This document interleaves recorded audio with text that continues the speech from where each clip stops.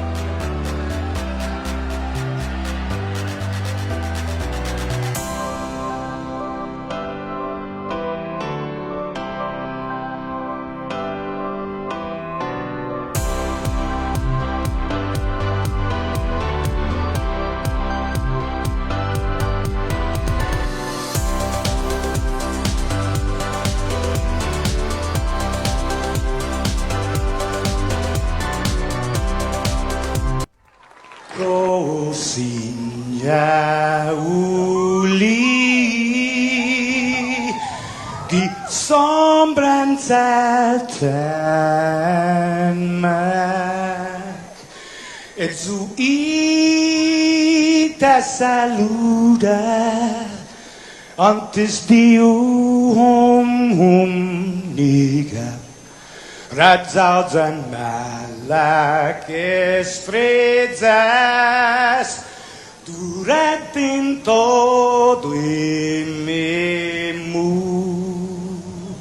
a nogi distancia gumugupugi palu zangiman malak guafi con una sugi airi preba tu la noche nai banderata gaigi pues atan fanni bandera kau esta pagua pumalapa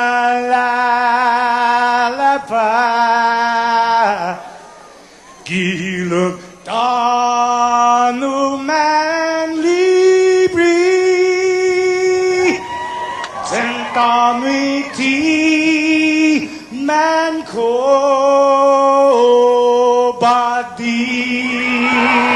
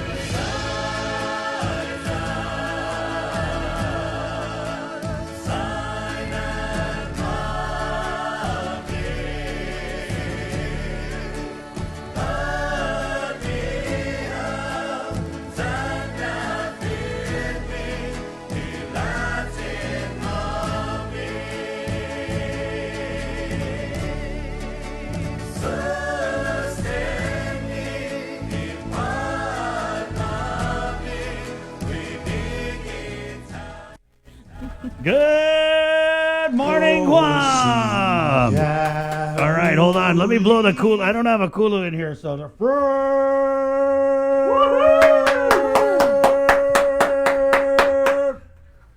See what I gotta deal with? What? I'm just because we were playing which I really love. Thank you, Annette Ungacta and Yes, Brian. yes. And of course Uncle Tote. I love that, but these guys in here were like, "Oh, what are we gonna play? Might as well just play the Inifresi, and might as well recite the Ungacta." I'm like, dude, we're in Guam. We're in Guam. We're gonna play the Sina. We're gonna play the anthem. Yes, Commander. I was like, we're in Guam, guys. But you're right. We should add an Inifresi at the end of there. Good morning. Hey. Go hard or go home. You know what I mean? It's 6/14, Tuesday, the 28th day of July. Good morning on you, and thanks for joining us for episode 2 of The Link. Yes, it's our multimedia broadcast extravaganza here on the stations of KUAM, and as always, there's so many ways to catch the show. Tuesday, we'll be on KUAM TV 11, and fans, followers of Containing COVID, we would put the last half of the show up on KUAM TV 11 from 8 to 10.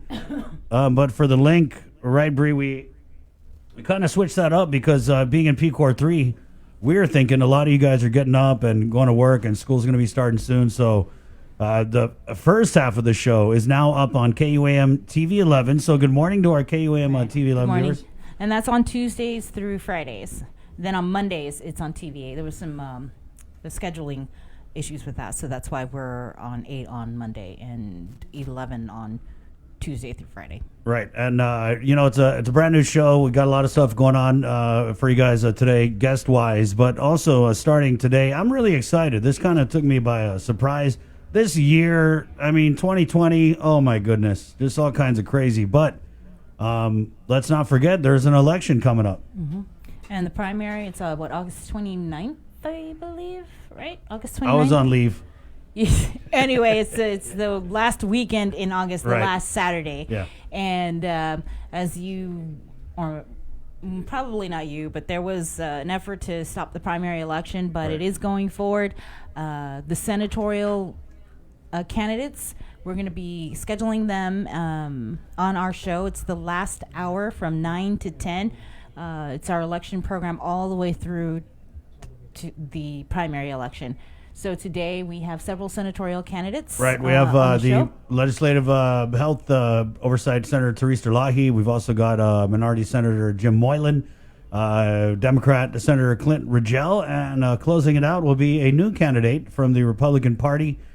He calls himself the Informant, Dominic Hernandez, and that's going to be. So we're doing that, like Bree said, Tuesday, Wednesday, Thursday, 9 to 10. There's a lot of senatorial candidates. We're going to roll through those guys first, and then we'll start to bring on the mayoral, the vice mayoral, the congressional. Right. Congressional OPA candidates is unopposed, but we're going to get BJ on anyway. and mayoral and vice mayoral. And then on Friday, we are bringing back the after party. This was a show that we did, during the election, where we bring on just a bunch of different people and we talk about. It's kind of like a weekend review, round robin pundit kind of. I love it. It's a great show. So we're doing that Friday, 9 to 10. And when we call people and try and get them on the after party, they're always like, "Oh, what kind of show is it?" I'm like, it's really hard to explain, but basically we just talk smack for an hour. That's.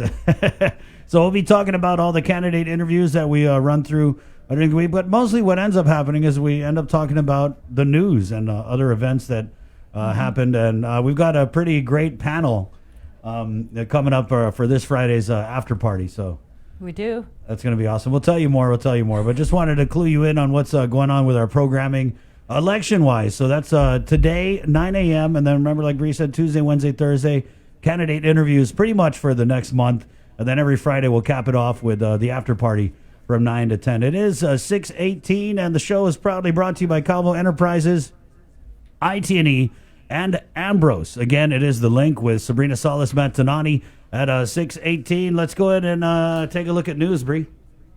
All right. Let's go ahead and roll. Here with our Link update is Adriana Cotero from the KUM News Team. Good morning.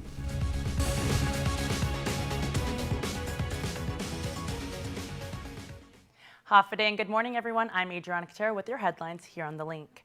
Due to inclement weather, the community drive-through and walk-in testing scheduled for today at the Telefofo Gym and on Thursday, July 30th at the Umatic Mayor's office has been postponed. However, testing will go on as scheduled on Tuesday, August 4th at the Dotdot Chalampago Mayor's office in front of Jovita Jackson Middle School from 9 a.m. to noon. It's free, open to everyone. You do not need to be showing any symptoms. All you need to do is bring your ID. The two will be rescheduled at a later time. Both parties have filed everything, and sentencing is expected to occur by September for William Tapasna Manzanoña. Manzanoña entered a guilty plea for obstruction of justice federal charges. He was arrested alongside his brother, former GPD officer John Boom Manzanoña, and former juror Greg Tainco for conspiring to influence a jury to vote not guilty in the Raymond and Juanita Martinez drug trial case. A status hearing was held this morning in Chief Judge Francis Tainco's Gatewood's courtroom. Manzanoña's attorney William Gavras informed the court that he just needs to subpoena one more witness for the sentencing hearing. The defense plans to have at least 3 witnesses called forward to testify. According to the plea agreement, Manzanoña faces up to 5 years in prison and a $250,000 fine. Several units from the Guam Fire Department responded to a structure fire Monday morning on Chout Street in Sinahaña. According to GFD spokesperson Kevin Riley, the call came in at around 8:58 a.m. Riley says the semi-concrete abandoned structure was fully involved upon arrival of units. Firefighters were able to contain the fire and there were no injuries reported. Sinahaña Mayor Robert Hoffman says the owner of the house is currently off island for medical treatment and no one is staying at the residence. The cause of the fire is currently under investigation. And that's the news for now. We'll see you all at 6 tonight on Prime Time.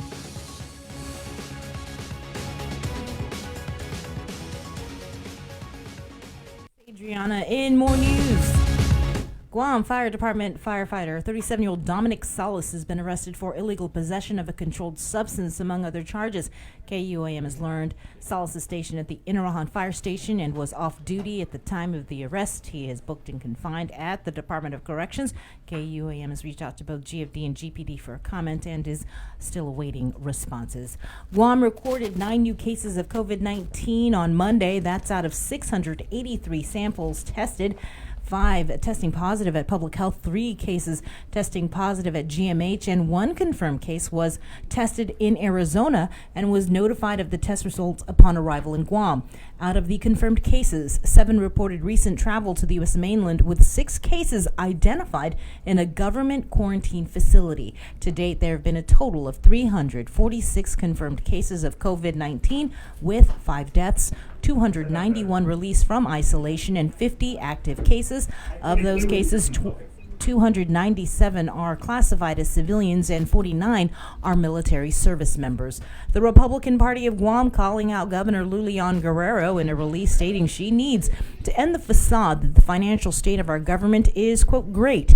Maybe she believes that by displaying this frontage, at least until the general election, it would provide the voters some confidence in maintaining a Democratic majority for the 36th Guam legislature. The reality is that the best policy is one that includes honesty, and the truth of the matter is that it will take our tourism industry at least a year or 2 before our island experiences reasonable arrival numbers. This means our economy is in trouble and she needs to stop playing politics and start taking action. What is bothersome, according to the press release, is that the majority in the Guam legislature is saying absolutely nothing regarding government spending. Some of these senators were members of the 33rd and 34th Guam legislature, where they threw proposals on the table to eliminate deputy directors and executive security, establish hiring freezes, and place a bunch of moratoriums on a Republican governor. Today, these Democrat senators are a rubber stamp majority that seems afraid to question a Democrat governor and a request for $1 billion budget. In response, the governor's policy director, Carlo Branch, throwing out some punches of his own, saying Eddie Calvo's Republican Party took 5 paragraphs to say what it could have said in a single sentence. Quote, a vote for his Republicans is a vote for furloughs and layoffs. Branch adding 8 years of Calvo Republican leadership at Adelup saw our long-term debt balloon, child support funds stolen, and federally protected E911 funds raided to pay for government mismanagement and illegal retroactive pay raises. Now, the same party that exploded our debt, grew our deficit, and left us without a basic safety net for the unemployed says it deserves another turn behind the wheel. Problem is, we should never forget all the time they've spent driving us off the cliff. And now, joining us with regional headlines, here's our Tomas Manglonia. Good morning, Tomas. Good morning, Bree and Chris. Here's the latest making news in the CNMI. The governor's office announces that the Pandemic Unemployment Assistance PUA program will be open to the public now from 8 a.m. to 2 p.m. Monday to Friday on Capitol Hill. CNMI Department of Labor PUA program is changing its hours to allow for more time spent on processing claims for payment of benefits to ensure expedient disbursement of approved unemployment benefits. At a recent press briefing, we spoke with Secretary of Labor Vicky Beneventi, who provided a brief update. Take a listen. And in that update, she mentions that the outreach will happen tomorrow on Wednesday. The CNMI Department of Labor Secretary Beneventi further explaining that it will happen at the Pedro P. Memorial Multi-Purpose Center from 9 a.m. to 4 p.m. Again, that's tomorrow. And they're looking to help with 4 different areas, the first of which is disseminating and receiving initial and weekly applications, providing general assistance with filling out applications, providing claims and information, and answering general inquiries about the program. And before we leave with the CNMI, we wanted to provide the latest updates with regards to testing and cases. The CNMI's COVID-19 case count remains at 40. Of those cases, 16 were identified through travel. We remain at 2 deaths. And with regards to testing, again, the CNMI has tested just about 23% of its population, close to 12,000 people. Brian Chris, that's the latest making news here in the CNMI. Thanks a lot, Tomas. Moving on to national news, time is running out for Congress to pass the next coronavirus relief package as boosted unemployment benefits for roughly 25 million Americans are set to expire this week.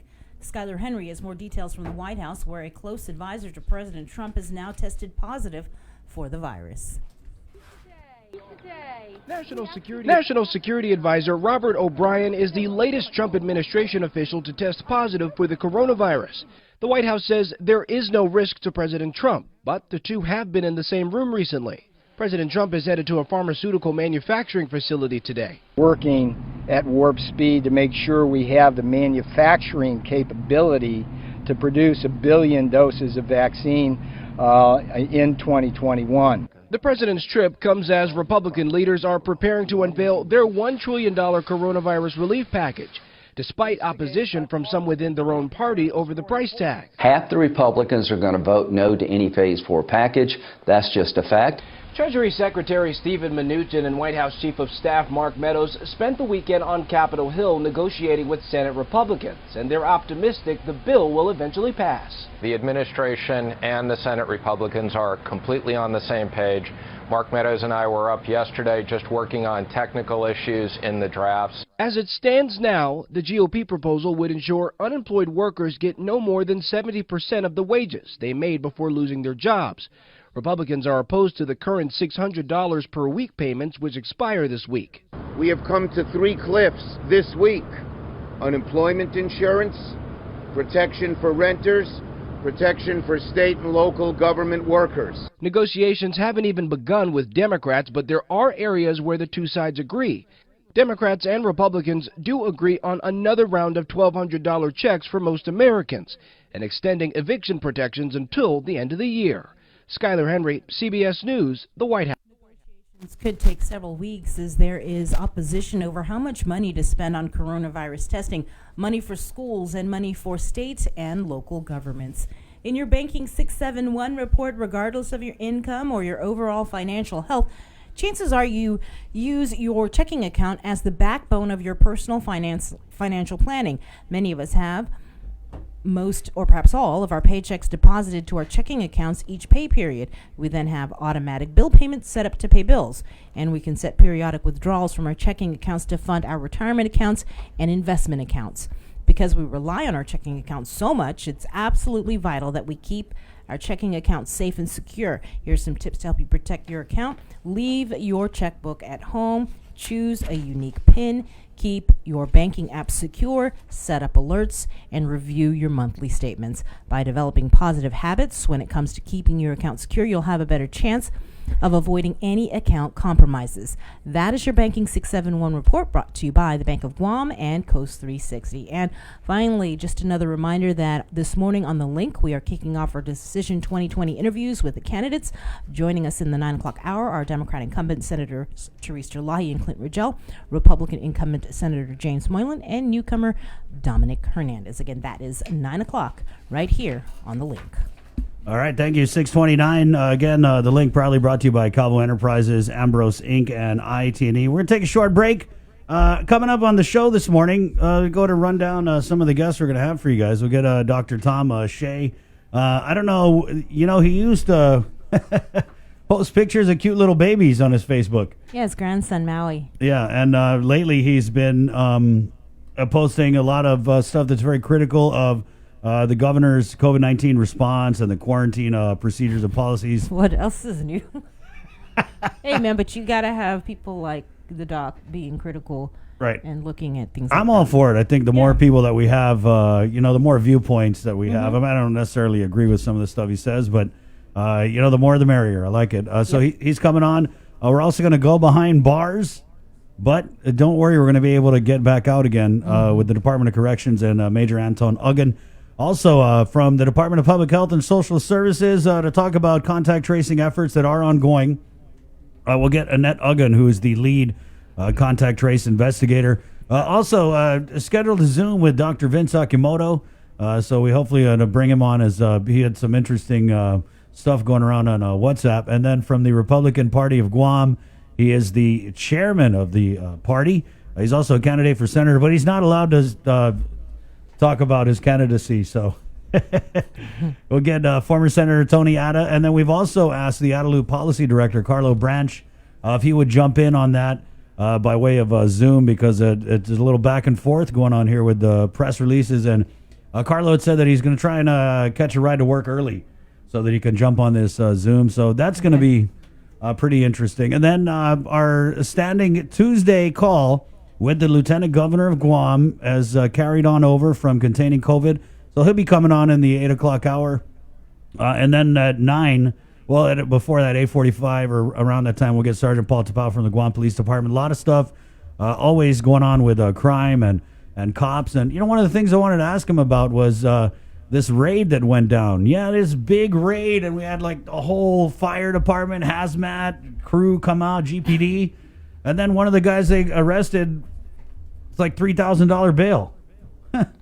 So definitely want to ask Sarge about this fentanyl and pills and the prevalence of, you're seeing it now. You're seeing a lot of we get arrests where people have like a whole bunch of prescription pills. You said the $3,000 bail. I sat in on the magistrate's hearing, not sat in, but listened in. Right. And I got to say that particular day, there was a lot of magistrates hearings going on, which, means that there's a lot of people that were arrested. Right. And a lot of those cases were related to drugs. And I didn't get out of the office, I think, almost till 8 o'clock because it took that long to go through the calendar. And there was 4 people that were arrested. And some of them, it was their first time ever getting arrested. Right. So that could have been it. That's rare. Right. And then there was another one that was arrested, and he actually was just released from jail 6 days prior.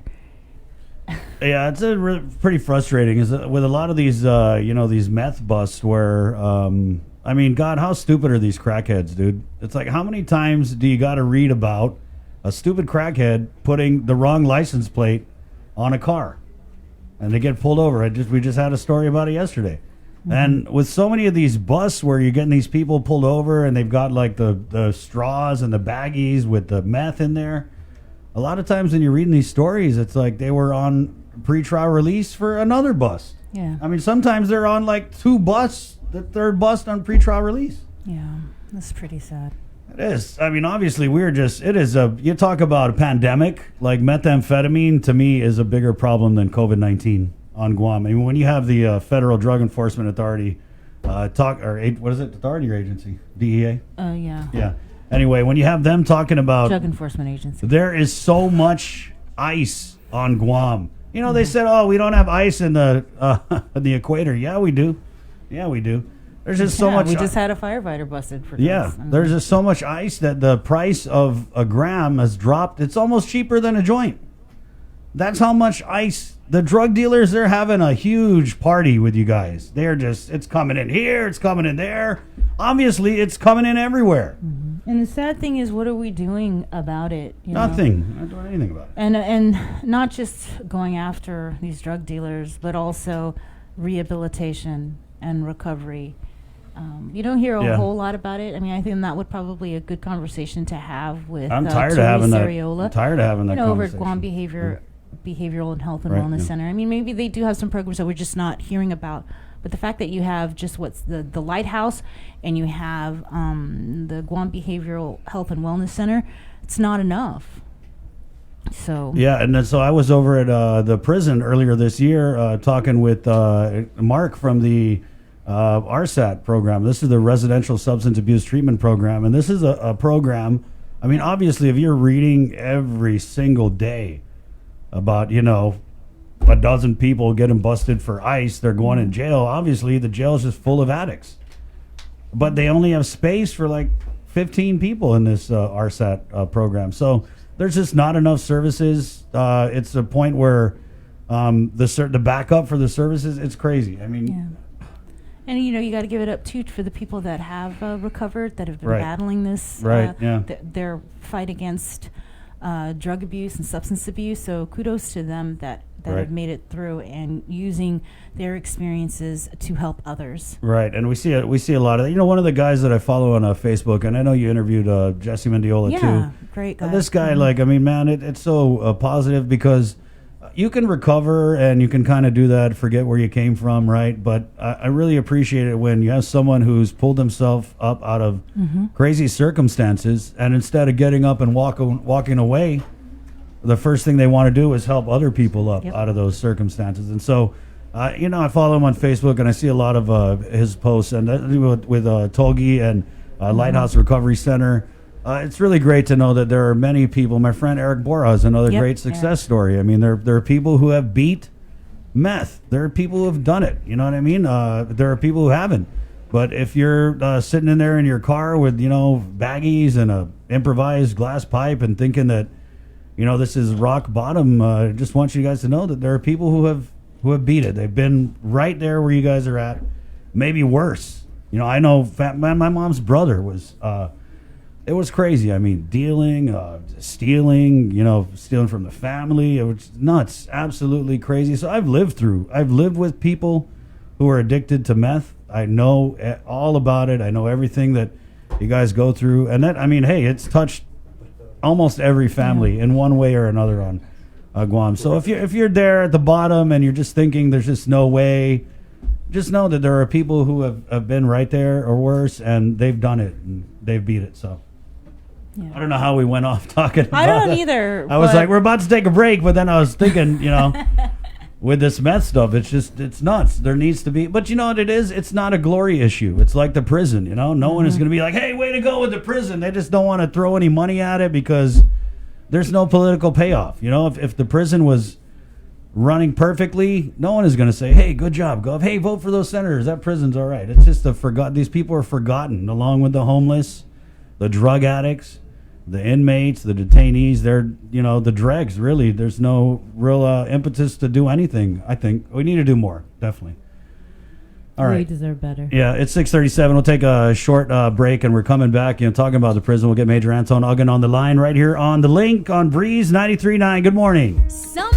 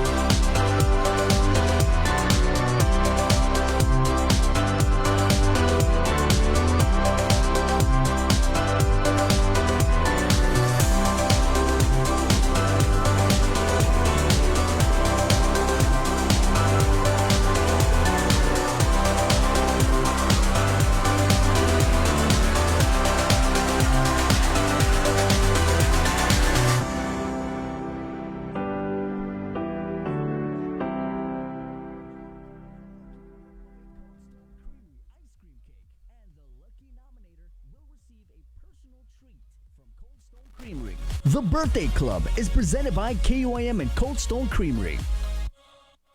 Link up with Chris and Sabrina at 637-0094 on Breeze 93.9 FM.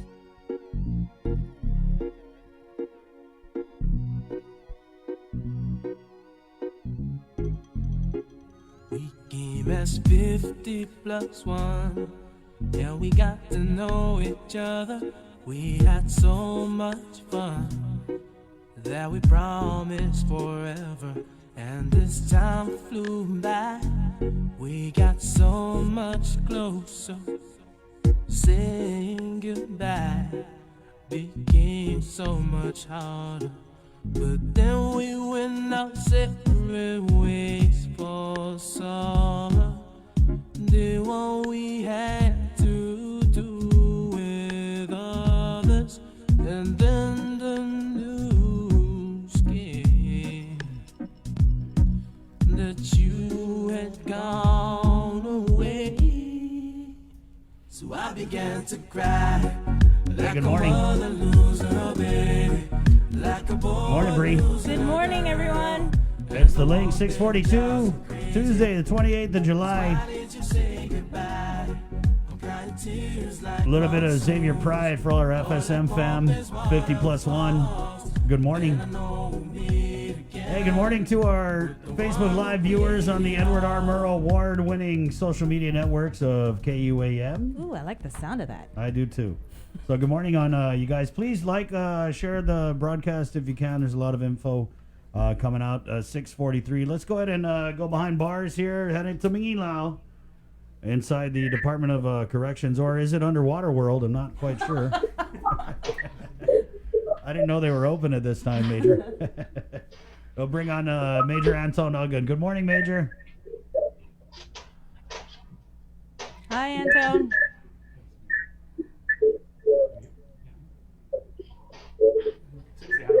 Hi, Are you Major. there? Can you hear us? Can you hear us, Major? Yes. All right, there you are. Hey. All right, yeah. So who gave you the keys to Underwater World? Oh, I just found the picture on Google Image. I was thinking you were going to come on with like prison bars behind you or something. No, I have other ones. All right. Nice. Well, yeah. Good morning, Major. Thanks for joining us. You know, you guys, any followers, listeners containing COVID, Major Uggan was a regular on the show, so we kind of wanted to bring him in because we haven't heard much about the prison over the last few weeks. You know, we were on leave. Yeah. You might have heard. So, Major, just go ahead. We'll give you the floor. Just give us the latest with the Department of Corrections. Okay. Good morning. Since the last time we talked, we were able to bring on additional 11 officers for our recruits. So currently we have 23 officers going through recruit training. That brings our total up to officers of around 213 officers that we have on board now. Public health will be coming in today to make an assessment. They'll be walking through with management of the facility. We are in the phase working on setting up to test the staff and the inmates in the next few weeks. So they're coming in today, do a site visit, and work out our operations plan. We might have a lighter one.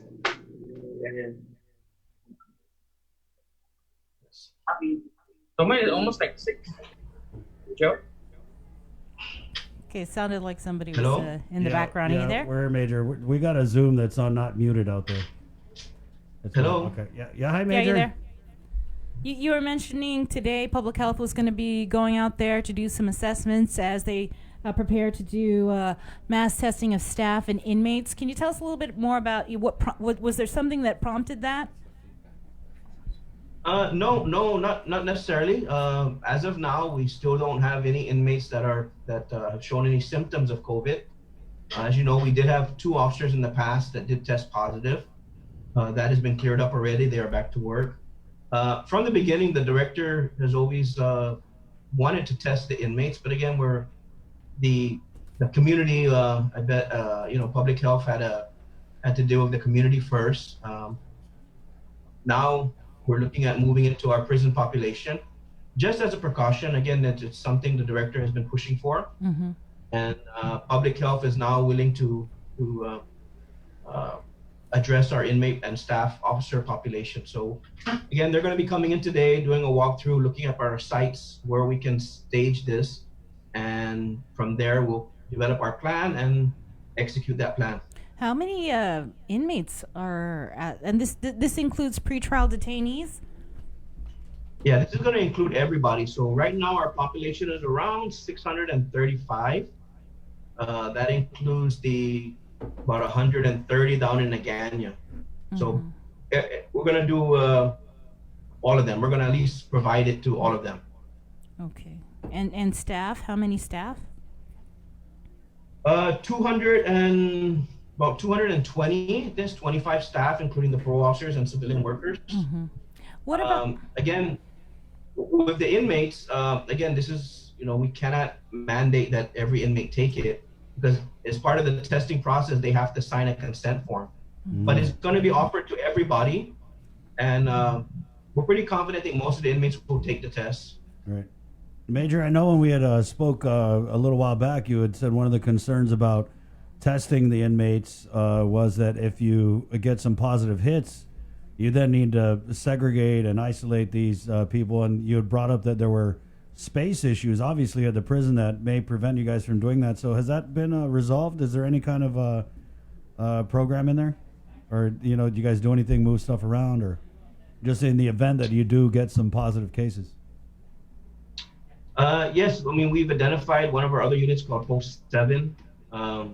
We got that unit up and running, some repairs to it, and now it is fully functional. What's the capacity on Post 7? About 40. It'll take about 40. So 40 people. All right, so how does this work? Are you going to test them in, I guess, waves? Like you test 40, and then those 40 go over to Post 7 and wait out for however many days? Or just test everybody in one shot? No, we're at this point again, we're looking at doing it unit by unit. Okay. Yeah, so the housing unit, we would, wherever we set up our testing center, the inmates would come down and in groups, 10 to 15 at a time, be tested and returned back to their unit. And again, the good point of this, the good thing to mention this time is that no one is really showing any symptoms of this. So, hopefully they're all negative. But again, if in the event a result does come back, we do have an isolation unit to move them to. Yeah, and how many people can fit in the isolation area? Right now, about 40 of them. Oh, I'm sorry, that's the Post 7. That's at Post 7, yes. That's the Post 7, okay. And that's 40 with social distancing and all that, Major? Well, I mean, Post 7 has 4 different wings. I mean, there's different individual cells, but we try our best to separate them as possible. But the reality is that they're still in prison, and it is a challenge. Right.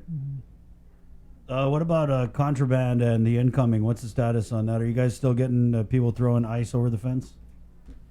As of the last 2 weeks, I don't recall any major contraband.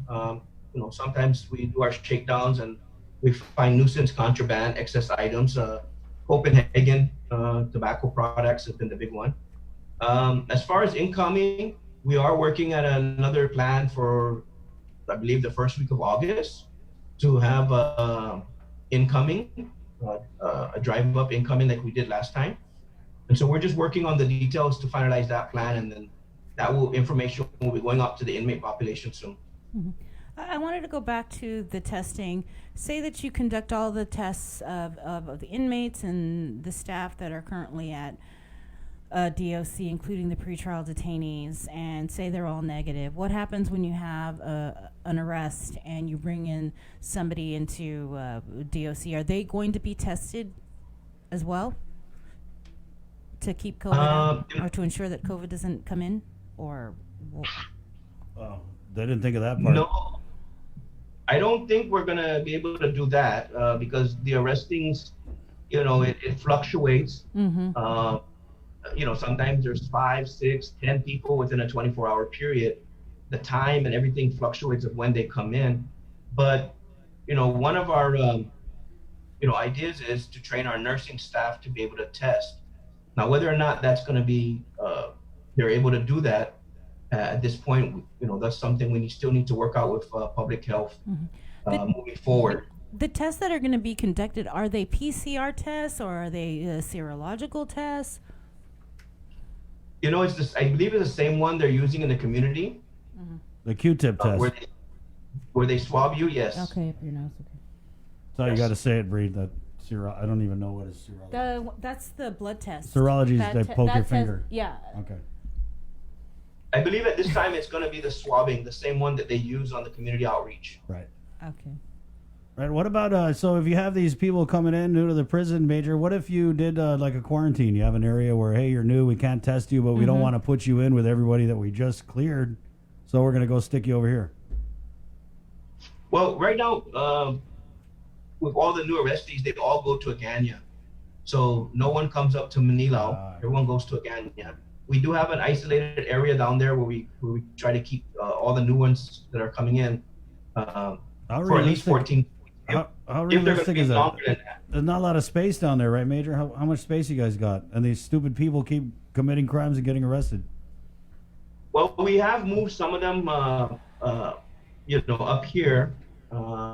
We've identified 2 different blocks down there where we can put them. We used the bigger block for the overnighters and the ones that recently got arrested. And then after if they get court committed, and then they're going to be here longer than 14 days or in excess of 14 days, they are medically screened and medically checked again. Temperatures are provided every day. They do their temperatures on the inmates twice a day just to make sure. And eventually, after a certain period of time, they are moved out of that area and to another part of the prison. Have you guys been seeing an increase in confinements over there at DOC and arrests and overnighters? Because I was just we were just talking about the magistrate's hearing that I listened in on last week, and it started at like 3:30 in the afternoon, and I didn't leave work till like 7:30 because it was still going on. And I just listened in to the cases that I was looking to get an update on, but it was still going past 7:40. So you're seeing a lot of people coming in? I mean, our numbers, like I said, we're looking between 10 to maybe 15, 16 people within a 24-hour period that are coming in, overnighters, as we call them. And they're being, some might get released on a notice to appear, but quite a few of them have been going through magistrate. Right. And then from there, the judge will make the determination whether he's going to commit them or release them on a conditional release. So, I mean, the numbers have been pretty, I guess we're going back up to pre-COVID times now because the numbers are kind of getting up there again. Unfortunately, back to normal. Yeah, and a lot of it is for possession. You see a lot of drugs, arrest, license plate. I've seen quite a few license plate and fraudulent use of license plates. So I'm not sure. Yeah, I was just saying to all the crackheads, like, I think GPD's onto the whole switching the license plate thing. Yeah. I mean, you guys watch the news? Like, every bust is faulty license plate, or they're switching the license plate. It's nuts. Yes. Hey, Major, what can you tell us about the RSAT program? We were just talking about this, and we talk about all these drug arrests. So where are we with the RSAT program? Well, the RSAT program, we just graduated a few candidates a few weeks ago. We had a cycle ongoing. We kind of had to adjust operations during the COVID because we had to stop our volunteers coming in. But we were able to keep the program going. And normally there's about 15 to 17 people in the program. It's usually several months long. It's a drug rehab program.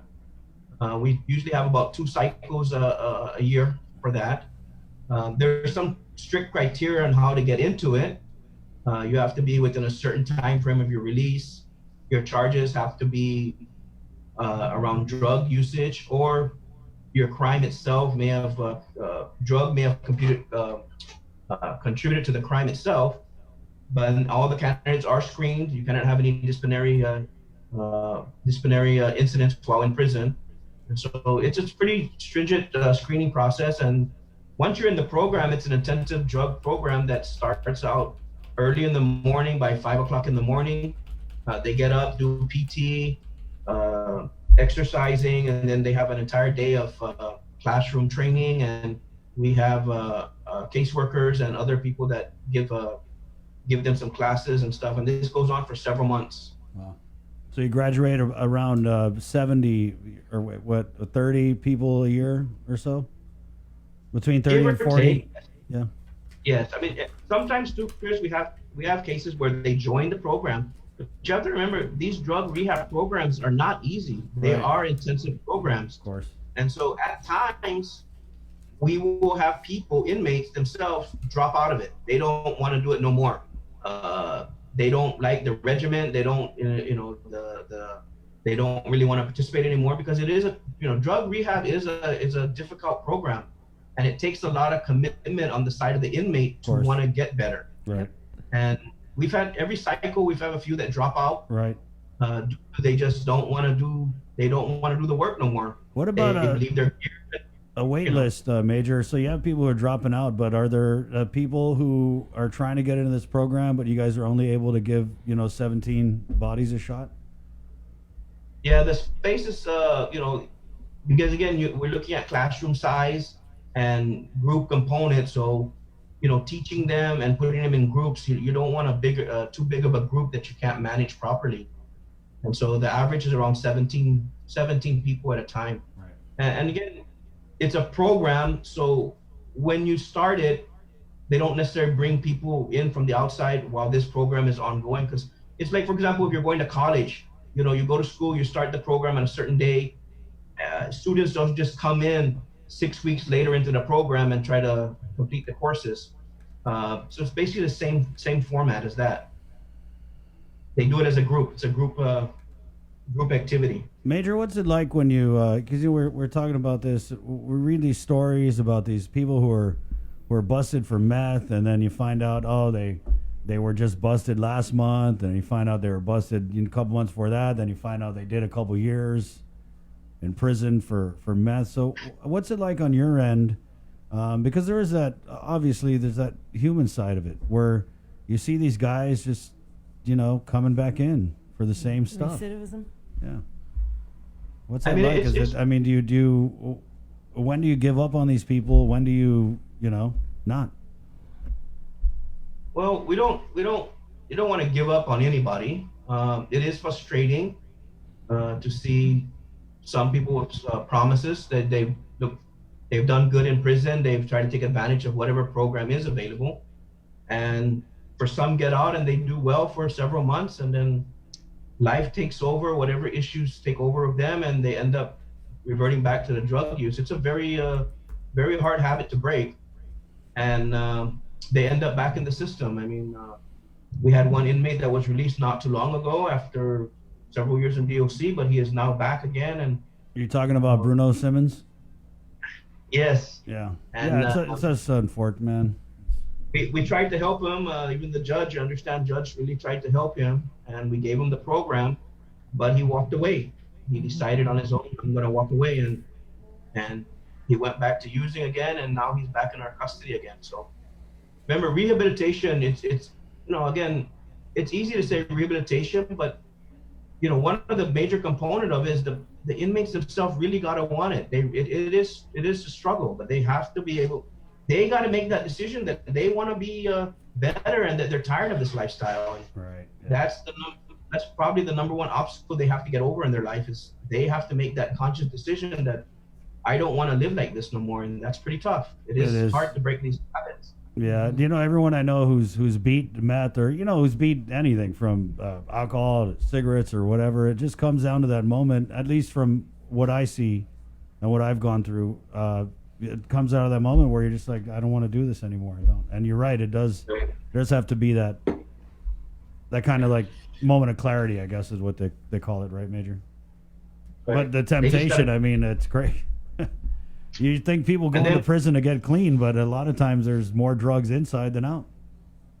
Well, prison sometimes doesn't have the same effect of being scared of prison anymore. Right. Especially when you've been in here for 10 years. You've been in here for 10 years, and again, the habit is very hard to break, and then you have to make a conscious decision to manage your issues for the rest of your life, because those kind of things just don't go away. What kind of world we live in where people aren't even scared to go to prison anymore? I remember Scared Straight. I was talking to somebody and I was like, dude, Scared Straight, they came to my school in Inarahan and I was scared. And now I asked them, why don't we do that anymore? They're like, there were issues with the inmates and the interacting with the... Well, it's supposed to be scary. Antone, from your perspective, though, I understand, right? It takes you to make that initiative and to want to change your life. But at the same time, do you feel that we have the resources out there and programs to help people with addiction? Enough help? No. We need more programs, more community-type programs, to assist these people out there in the community. And it's, it goes more from just drugs. It's employment, stable home, all these other issues that come with that may contribute to why they use the drugs. I mean, even the drug dealers, drug users, there's different needs there. A drug user uses it for one reason, a drug dealer uses it for money. So there's different issues you need to address, other than, of course we lock them up and we punish them for their crime by locking them up. But, it's got to be a multi-layer approach to try to address these issues. Right. Each person has different factors that may have led to some of them could be behavioral, mental health issues, and other issues that all need to be addressed simultaneously. And that is a really hard thing to do, because I got 630 people here, and 600 of them have different reasons for being here, and different needs, different levels of education, different family arrangements, different employment and job skills, high school, non-high school. Very few are with college degrees. I don't think we have anybody with that, but it is a tough thing to deal with. It's tough because we sit here and we say, it's got to be on you. You got to have this moment. You got to decide you want to stop. But then when they do decide, who knows if there's any service available? They can't get in a program, right, or this or that. So yeah, it's definitely frustrating, Major. But I want to kind of end on a silver lining here, and again go back to those people that we know. If you guys know people who beat meth, it can be done. It can be done, and it's so sad when you I know a lot of these guys who are getting busted, and just casually a few years back, dude, you were on such a good track, and now it's I don't even recognize you anymore. You turned into this ugly meth person, and it just makes me sad, because there's still in some cases, some of these guys I really just think it's hopeless, but in some cases there's a good person locked inside, right? So. Well, maybe we got to run. We're against the top of the hour, but it's always great talking to you. And we kind of wanted to change it up a little bit and talk about rehab and drugs. And, you're right there on the front line. So thank you, Major. Thanks, Major. By the way, what time is public health going to be up there? They're coming here around 9 o'clock just to scout out the area, make a assessment of the area, and look at an area where we can hold this test safely, because we were going to do it out in the front, but it's going to be a rainy week, I think. Right. So we're going to be looking at other areas where we could set this up, and the inmates can come down and do it. So okay, so about maybe 9 o'clock, they should be down. Okay, so maybe we'll be there around 9:30. Thanks. Okay. He looks kind of like he's like, no, wait. All right. Thanks, Antone. Take care. Okay, thank you, Major. Okay, thank you. You scared the guy. You're like, we'll be there 9:30. He's like, boy. Nah, pull that. Wait for public health to scope it out first, Bree. How about 10:30? Still laughing. Oh, man. Hey, it's 7:05. We got one of our favorite COVID critics coming up next. Antone's great. You don't want Mama Bree to show up at your job site. So, man, spec down, boy. It's 7:06. It's a good story. Yeah, it showing is. that, No, public health is out there. Okay, it's the link. We're KUAM FM in Ungacta, Guam. Good morning. Graduation is such a momentous occasion.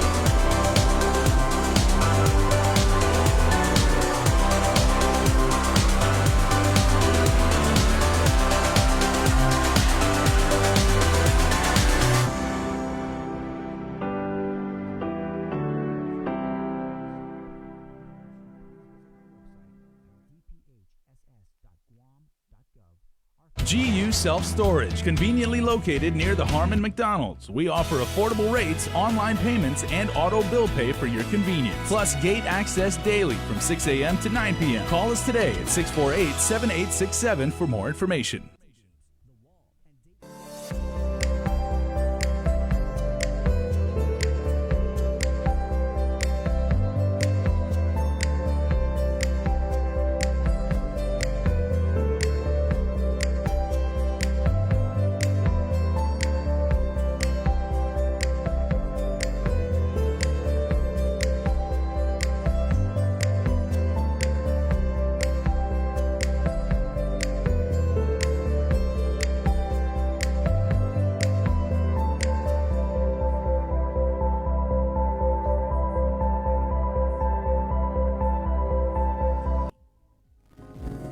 Listening to The Link with Chris and Sabrina on Breeze 93.9.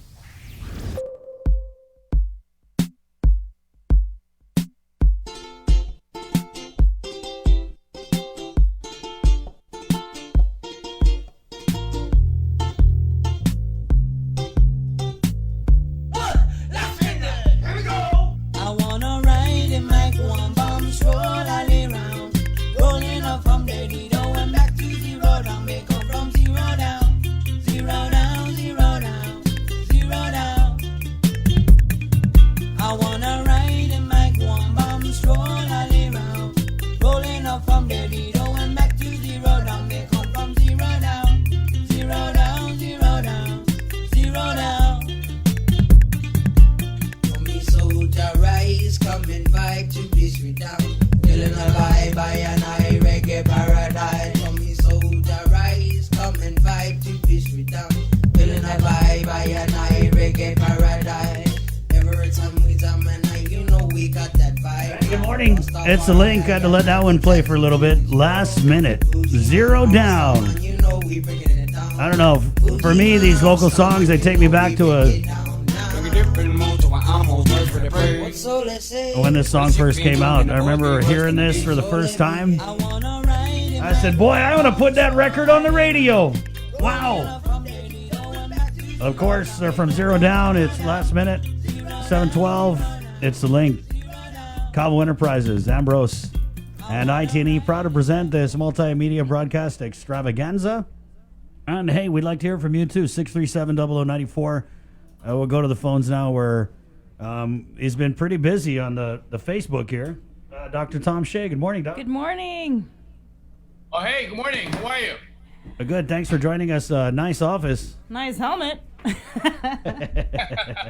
You're welcome to come and visit. Right. I would like to have a tour of your new office. Yeah, I think when the emergency declaration is lifted, Mhm. we'll have an open house. All right. So when's that going to be in 5 years? So we'll see you in 2024. 30 days. Okay, Doc. So let's just get right into it. I was on leave, but in checking my Facebook, I kept seeing a lot of posts from you. And like I was telling Bree, we're used to seeing you holding a crying baby. I saw one of those yesterday. But these are posts where you're really continuing this kind of new role of a COVID critic. And so just kind of walk us through some of the criticisms you have of. I know that you had a criticism of the quarantine process, I believe, and then also the formula that they used. Right, the formula they came up with, the algorithm to determine if some place is a hotspot or high risk. Right, yeah. You know, that formula only take into consideration very simplistic variables. I mean, there's more variables than just counting positives. First of all, when you count positives, it's not an indicator of how you control the pandemic. Taiwan is a perfect example, and I wrote a letter in my Facebook about Taiwan and how they managed it. They don't just count positives. You know, I think what it's important to know is also add in the variable, the death rate of each individual state. And also, if you look at per capita of 100,000 people, you know, you have to look at each individual state, because one state can be good one day and quote unquote low risk, next 2 days is already high risk. Why? Because there's freeways going in and out of each state. And how do you know that those test positive are actually from that state?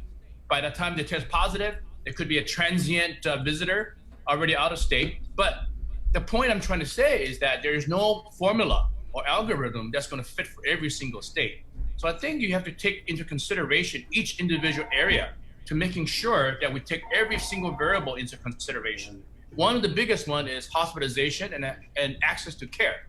You have to look at the access to care. If a state has good access to care, and they can have 1,000 positives, but that 1,000 positive is not hospitalized or they're asymptomatic, then you don't put them as a high risk state just because they have 100 positives. So I think those keys variable has to be come into play. And I did meet up with Mike Cruz this weekend, and I think we both share the same view. Is that he's struggling with some of the PAG members, etc. So there's a lot of politics in play. So we have to take everything that comes out of El with a grain of salt. But what I can say is this: we know our best defense, right? Our best defense is what? Mask, hand sanitizers, right? These are our best defense, and social distancing. You know, 6 feet. Those are all documented to work. So if we know our best defenses of masks, sanitizers, staying away from large gatherings, and staying away from people 6 feet apart, you know, there's really no reason to quote unquote quarantining people who you think may be asymptomatic and are not infected. Because I haven't seen the data, and Chris, I would challenge you to go ahead and ask Gov Guam to get the data out. How many of thousands of people that they have quarantined And how many of those thousands of people that's quarantined in government Guam facilities and in their homes that are not positive? Right. And if they are positive, how many of those are actually infectious? So those data we haven't seen. So I'd like to see those data. But so far, I think we have just over 300 something positive or 400 positives. So I suspect Gulf Guam has already quarantined over thousands of people. I don't know, 5,000, 6,000, who knows how many thousand. Right. So from those 5,000, let's just say 5,000 have been quarantined over the last 4 months at home and in hotels. How many of those 4,000 quarantined actually tested positive? Mm-hmm. So that's the question that we need to ask. And is it worth it? Is it worth that quarantine? Mm-hmm. I certainly am for not locking people up, but if you have a home, stay at home. I've always said stay at home if you don't have to go out. But if you do go out, if you wear a face mask and you keep your hands clean, and if you're symptomatic, don't go out, period. But if you're asymptomatic, if you wear a mask, more than likely, you're not going to get infected. Mm-hmm. And that's a fact. So I think donning a mask is our best defense and staying away from people. And then let's wait and see what happens, over time. Mm-hmm. But I think if we can do that, like Taiwan is very good in masking on, and they're able to control their pandemic. I wanted you to clarify what you meant when you said politics. They're playing politics. I mean, it's kind of scary to think that we would be playing politics when lives are at stake or during a pandemic crisis. Well, if you really think about when I say politics, if you look at what we're trying to do, we're trying to open up to certain countries, right? So we're here lobbying other countries to say, hey, we'll let you come in for less than 5 days without quarantine, without testing, 5 days. But can you please reciprocate that if they go back to your country and not lock them up? Well, the countries are being lobbied to do that. So those are politics. Those are not science. Those are politics, okay? But what's to say that a country that's low risk that can come in and not going to have somebody who's positive? In my opinion, we should consider every single state in America as high risk. Even Hawaii. See, when I mention Hawaii as low risk, based on CDC criteria, they are, because their death rate are very low at 1.8. Guam is higher than Hawaii. But I actually want to consider Hawaii high risk along with the entire America, in the entire United States. The reason why is that we shouldn't consider every state low risk or some states low risk and high risk because we're all contiguous in a way. Because once they get on the airplane, I don't care if you're from Hawaii or from Los Angeles, if they're sitting right next to each other, if somebody's high risk from Los Angeles and somebody low risk from Hawaii and sit close together and they go to the same bathroom, of course, the risk of infection is going to be high inside an airplane. So I think you should treat everybody the same. Universal precaution is what I'm advocating for. Right. So when I criticize Adaloop and I criticize their formula about low risk and high risk, I don't think we should even do that. I think we should treat everybody the same.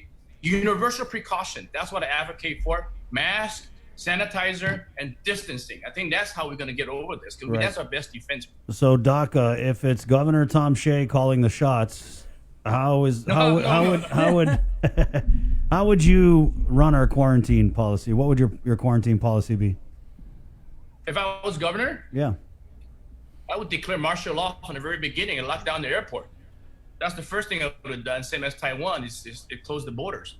And then from there, I would get members of the medical community that doesn't have any conflict of interest.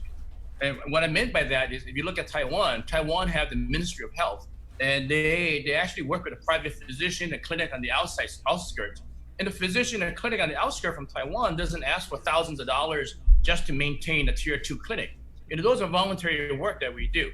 And not to say that we want the clinics to go bankrupt, but if you look at all the clinics on Guam, majority, I would say 95% of all clinics on Guam have stayed open to help Guam and to help government Guam Memorial Hospital. So that's the first thing I would do. The second thing I would do is to start looking at what we have as testing capacity. Even if you test positive, so Chris, if you're asymptomatic, all of a sudden you come out, I just want to get tested. You test positive. I said, man, Chris, did you have a cold or something back in January? You may say, oh yeah, I kind of remember back in January I had the sniffles. Well, then you could have been past exposure, because we know the PCR test, the one you stick up your nose, is not going to determine if you're currently infectious versus a past infection. So I would use antibody testing to see whether or not you develop antibodies. And more than likely, if you have antibody positive, then you're a past infection. So that's how I would dissect it out. Rather than putting everybody as a positive that, oh yeah, you're infectious, you get locked up for 14 days. So I will try to dissect that out. It is not that difficult, Chris, because we don't have that many positives ongoing. We have over 300. I'm sure that the 300 didn't come this month, it's over the last 5 months. Yeah. So I think you can dissect that out and look at individual history and where they're from. And really look at that. I got to ask, so you're writing these letters, you're doing these Facebook posts. Have you gotten any response at all from Adelup? Well, I don't look for a response for Adelup. When I post on my Facebook, it's just for public information and personal opinion. In a way, I kind of feel good about that because, you go to bed and you have a conscience. I've written several letters that, I told you, like Jerry Maguire letters, right? Those memos that he writes in 5 a.m. You wake up, like, oh my God, I hit send. And one of them went to Chris. Like, oh no. Darn. Did I do that? Yeah, I feel with my Twitter. I read those letters. I read those. Chris, I know I'm not going to get any response, okay? Yeah. But if you think about it, it does have an effect because now they're considering pre-testing. Now they're considering lightening up the easing of the quarantine issues. But then again, you have to look at other states, and Hawaii have a very simplistic one-page quarantine so that people can read. You expect the general public, to read a 6-page protocol on following the algorithm of your high-risk state, low-risk state, and then coming down here, hey, you got to I feel for my buddy Dr. Cabrera, because it's like, hey, Felix, we need to come up with something that says what we want it to say, and he's in there crunching the note. Okay, that's not going to work. Keep it simple. Anyway, keep it simple so we can understand. It's like way back, Doc, when they said something about, our 5-day rolling average, if it hits this certain level, then we could revert back to prior pandemic condition. But then when it did hit that level, they're like, oh no, we're going to go with a different rolling average now. So I just feel like they're constantly trying to evolve the criteria. But, it's, what is that, Bree? It is what it is. It's rapidly evolving. Yeah, Doc. Yeah, so I know you're not anticipating a response, but we would just want to bring you on because it generates discussion. Like I'm getting some messages here about, does Dr. Shea know that he can't declare martial law? Yeah, of course he knows that. The question was, if you were governor, what would you do? And he's obviously not the governor. If you can't declare martial law and you're the governor of Guam, then so be it. But certainly I was trying to do it and push for it. I mean, we always push for independence, right? We always push for independence. So, no, Doc, I think, and we'll go back to when we had talked about this at the time. I think it was you, and then the vice speaker had also called for the airport to be closed. And the response from the governor was, I don't have the authority. But imagine that if the governor had come out and said, I want to close the airport because I want to keep my people safe. I think that's something. I mean, even if she couldn't, if she had expressed the desire to maybe want to, instead of just say, I can't, But I mean, it's water under the bridge now. It's water under the COVID bridge. When I talk about dissecting out the positive and trying to figure out who's actually infectious or not, if you look at other states, New York City has started antibody testing. Right under our nose, the Theodore Roosevelt, who was here and they tested people 6 weeks later, a month and a half later, even right now, they're still doing antibody testing on their sailors. Right, they're doing the CDC and the military. The antibody testing is same as the PCR. It's already FDA approved for emergency use. So we should be utilizing what is under our radar here. Use the capacity of testing capabilities that we have and try to figure out what's going on. There's no harm in doing antibody testing, in my opinion. Mm-hmm. And I did post a little meme on the on my Facebook by Star Trek. A little what? The antibodies, Star Trek. I like Star Trek because a lot of Star Trek episode actually is coming true in our era. The flip phone, they had right. That. So we Doc, had that. I'd hate to correct you on the air, but did you say meme? Yeah, was it a meme? It's pronounced meme. But a lot of my Chamorro friends think it's pronounced meme. Hey, I'm from Hawaii, okay? Yeah. And if you haven't noticed by now... He's like, oh yeah, it's a little mimi kawakalaka, Lonnie. I grew up on the streets of Salt Lake. I went to public school. I didn't have the opportunity to get a big education like everybody else. And let me remind you, I was born in Taipei, Taiwan. So if you can listen to my accent a little bit, I still speak Chinese there. Okay? What accent? So, yeah. You know when I went to Capilani and there was a soup there, right? So I said, I want the minestrone soup. I said, what minestrone soup? There's no minestrone soup. They go, oh, no, that's minestrone. Oh, okay. Well, that's minestrone, because when I learned ABCs, this is how I do it. Minestrone, minestrone. To me, it's the same thing. A soup is soup. Just give me that soup. That's all I want. Yeah, that one. Right? Okay, Doc. Hey, You know what I mean. I know what you mean. Yeah. We got you, Doc. Okay, we got to run, though, but thank you so much for your time. And I like getting you on because it gets people talking. And we got a comment here. Martial law. I'm also good at that, too, Dr. Shea, there's a comment here. Martial law, and he's a former Navy officer. Lost his marbles. I just think that's funny. Mask on. Sanitizer. If you run out of sanitizer, come to my office. I'll give you a few, okay? All right, we'll be there after DOC. Thanks, Doc. There you go, Dr. Tom Shea. Yeah, it's funny. Whenever I talk with Dr. Tom Shea, I always get all these messages from other doctors who are like, hey, whoa, and he's out. It's a little out there. It is. I don't know. I like hearing from Dr. Shea, and I like I love hearing from. Yeah, definitely. I think that's like I said. There's at this kitchen we want a lot of cooks in here. Yeah. But I just want to go back to this martial law, former Navy officer. That would be the military's answer to everything. It's like, lock it down, martial law. Of course he would say something like that. It's 7:28. I think we're getting Annette Uggan from the Department of Public Health and Social Services. She's the contact trace investigator. She's trying to log in. Okay, so we'll take a short break and come back with more of The Link right here on The Breeze 93.9. Good morning, Guam.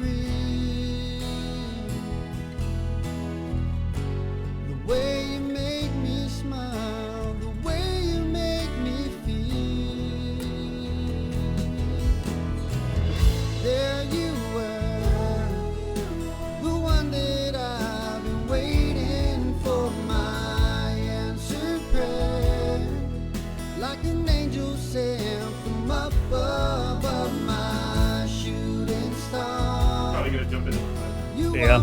What?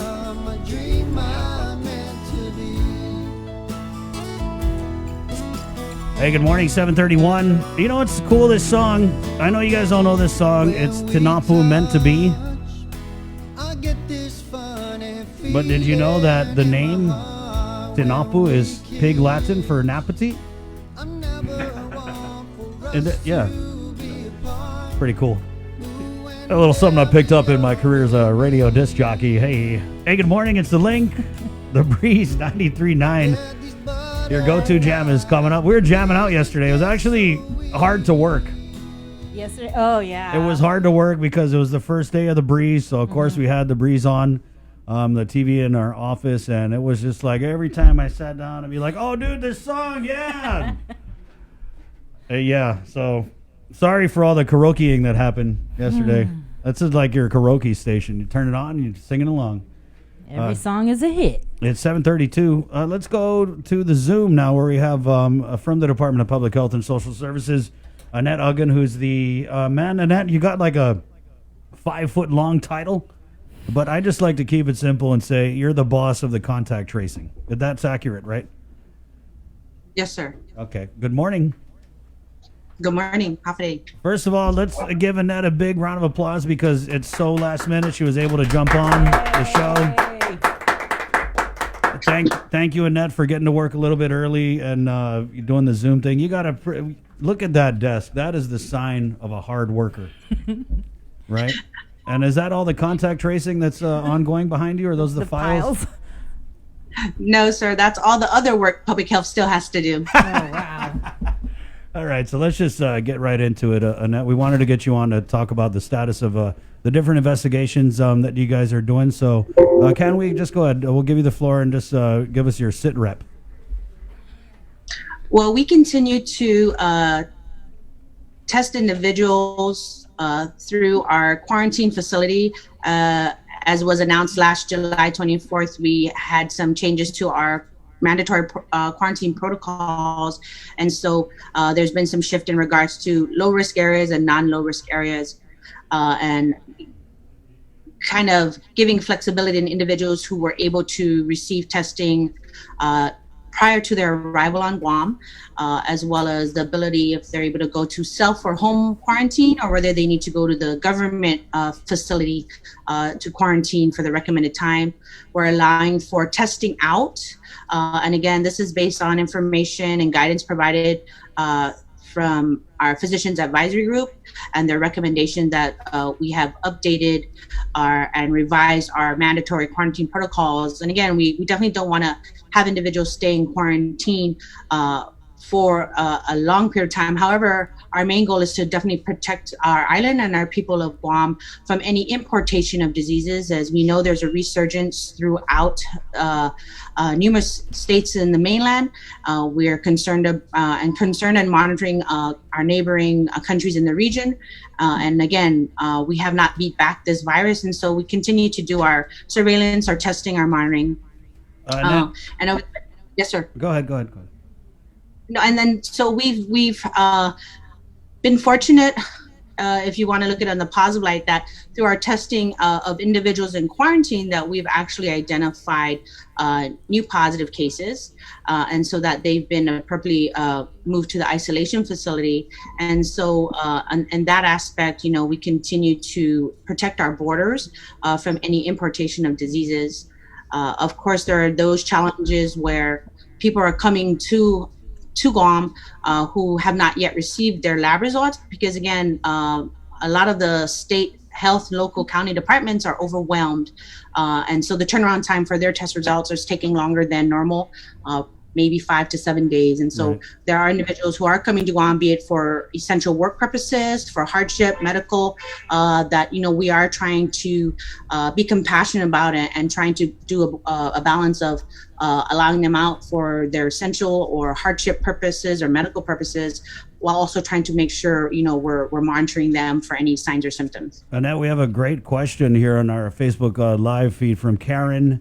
Can you tell us more about the degree of community spreading of COVID on Guam? And that's just right up your alley. I'm sorry, can you repeat the question? Can you tell us more about the degree of community spread of COVID on Guam? We did see a slight increase around latter part of June, and a lot of it was based on case investigation, contact tracing. We were hearing a lot of stories of, we had Father's Day gatherings, family gatherings, barbecue. We went to the park or the beach. We've been fortunate that we've seen a steady decrease in those cases of local transmission, and it's mainly been through travel, people being tested through quarantine, that they had recent travel from the U.S. mainland, and that they were coming to Guam either as a returning resident or they're coming for, again, hardship or for work purposes. And again, we do test anyone who has signs or symptoms, or if they're in contact with a confirmed case. And so, and the last positive we had was due to a household contact of a confirmed case. Where are we with the contact tracing over with GPD? We've been on leave and we just got back, but the last we had heard was that there was an officer, I believe, that tested positive over at the Dotdot precinct, and that was about it. And I'm wondering, do you have any updates on the contact tracing process there? We actually have completed that contact tracing through the support of our point of contacts at GPD. We were able to test other individuals within that precinct, and we were fortunate that no one else became positive. And again, GPD, as well as everyone else in the community, our businesses and other GovGuam, you yourself are promoting about safety measures, social distancing, wearing the mask. And so again, that's really shown to help this community effort of wearing masks and washing your hands, as Dr. Shea mentioned, washing your hands, wearing your mask to help prevent further spread. And so we've been fortunate that contact tracing ended successfully, and there were no additional cases in regards to fellow officers that were in close contact. Mm-hmm. Okay, and what about the quarantine, government quarantine facilities? One thing I've noticed in the SIT reports is that there seems to be an increase in individuals that have been testing positive in these quarantine facilities. Are they coming in and exhibiting signs and then being tested for COVID-19, or is this through some sort of through contact with somebody who had COVID, and like if they were family members or in the same room? It's actually a majority are asymptomatic. Mm-hmm. We did have a few cases where they were showing signs and symptoms, and so they were tested, and then they were found to be positive. For the majority that are asymptomatic, they were testing as part of our test out process. Of in the past, it was you had to stay at least 10 to 14 days. Now we're again, July 24th updates and changes where they're trying to test out 7 days out of the government quarantine facility in order to continue at home or self-quarantine. And so that's how, again, it's labor intensive. It's a lot of work. Yes, there's concerns about cost, but can you imagine the magnitude if we just let these individuals go home? Mm-hmm. Then we find out they're positive, and they've been going around, to different establishments and businesses on island, family and friends. That would make it much more complicated to do contact tracing and to determine if there are more cases that come up because these people were not quarantined and then tested before they were released. Mm-hmm. I was just going to ask, these cases, are they from one particular government quarantine facility, or just because I don't even know where all of the government quarantine facilities are? We keep hearing about the nightmare at the Wyndham Garden, but I'm not sure where all the other quarantine hotels are. Yeah, the government is running 3 different quarantine facilities. Yes, Wyndham is one of them. Then we have Ocean View and the Bayview. Mm-hmm. And so again, we just put it as quarantine facility when they're being the specimens are being delivered to our lab for testing. And our biggest concern is, where did they come from? And again, the majority has definitely been the past few cases that have tested from quarantine have come from the continental U.S. And then we did have recent ones of coming from Hawaii. That tested positive. Right. Okay. Are they saying at one particular government quarantine facility that they're testing positive at, or? No, they stay at different quarantines. I see. Mm-hmm. And they said they're different, but then if they test positive, they move them to our isolation facility. Mm-hmm. Is but public? That's 7 days out of the to test out, right? So, correct. And they're asymptomatic. So who's to And say? if they did not have their a negative PCR test less than 5 days prior to coming to Guam, and again, the designation is the non-low risk area and the high risk areas. And so, as Dr. Shea mentioned, there is that algorithm that we look at, the flow chart to help guide us. And definitely the factor is, did you have a PCR negative result less than 5 days prior to your arrival on Guam? And those things will determine whether you go government facility or you can go home or self-quarantine. Right. Yep. Annette, is public health overwhelmed with the contact tracing, or in your opinion, are they handling it swiftly? How many contact tracers do we have? Are we trying to hire more? Just a status on that. Yes, and yes, sir. We have the ability to scale up and scale down within our department for case investigators / contact tracers. Case investigators can do both roles, and so we are fortunate that we have experienced staff across from other public health communicable disease programs. We are in the process of hiring additional staff, and that's thanks through the COVID funding related grant we received, and so that is already in the works. People have been submitting their applications, and we've been reviewing that, and the Department of Administration, HR, is assisting us in that matter since we are a line agency. And again, so as soon as we receive a positive case, our team is notified immediately. And again, I take care of the contact tracing side, but we have another team on the isolation unit team that will handle notifying these individuals and also arranging if there needs to be transport, be it from like the quarantine facility to the isolation facility. Have any of the contact tracers tested positive for COVID? Just curious. For our staff? Yeah. No.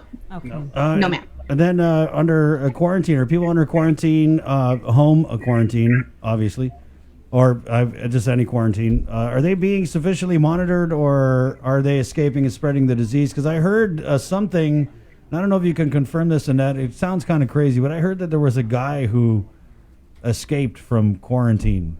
He was like a federal contractor or something. I can't confirm or deny that, sir. Oh, there are individuals. That means it's true. I did not say that, sir. In regards to your first question of monitoring individuals at home or self-quarantine, yes. We have our quarantine unit, and we actually have a team that does active monitoring where they do phone calls twice a day, morning and afternoon checks. And if individuals are not responding to these mandated calls, then we do have another team that does compliance visits as needed, that they will literally go to the home or to the rental or a location to check on these individuals who are in quarantine. So how many cases have we had any exposure, any positives that resulted from people not following the quarantine procedures? No, sir. The ones who have come up, and again, it's they're the highest risk is household contacts, and they were already exposed, and in contact prior to the known case testing positive. So we've had some where, majority in the household were positive, but again, they were being exposed prior to an individual knowing they were positive.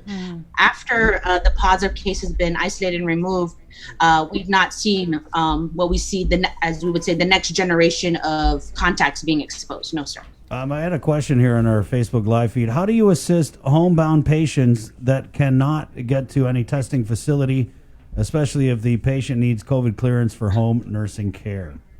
What would your...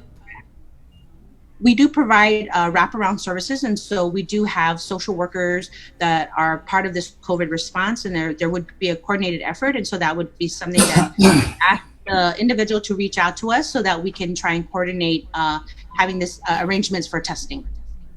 But do you guys have any clusters that you guys are looking into?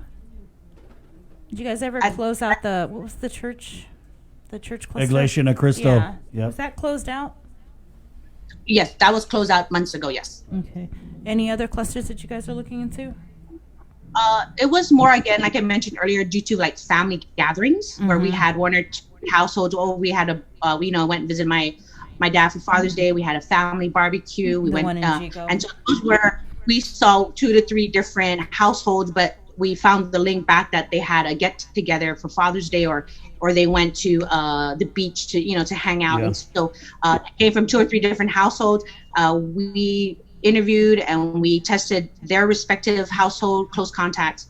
And so right now, what we've been mainly dealing with is those individuals in quarantine coming from off island. And that's so, again, you're talking family gatherings, and the guidance is when you're gathering with people who are not from your household, even if they're your relatives, you're supposed to wear your mask, correct? Yes, definitely. And that's something, again, we can't emphasize enough. Face covering, wear your mask, frequent hand washing, don't touch your face unless your hands are clean. Because, again, you never know. And unfortunately, we've seen a lot of cases that are asymptomatic. And just because we're family or friends, you don't know who you've been exposed to, be it at work or if you went to another function or gathering. And so we definitely want to emphasize. And the order right now is 50 people or less. Right. And so, again, it's a community personal responsibility. The government, the news media can only do so much to inform and educate, but it is truly everyone's responsibility to help us, prevent the further spread and to follow the mandates. And it's for a valid reason. So we don't see a resurgence of cases in our community. Can you talk about, the SIT report? It provides the demographics for the COVID cases. And, we're getting ready to start school, and I want to just clear this up. Are we seeing an increase in children testing positive for COVID?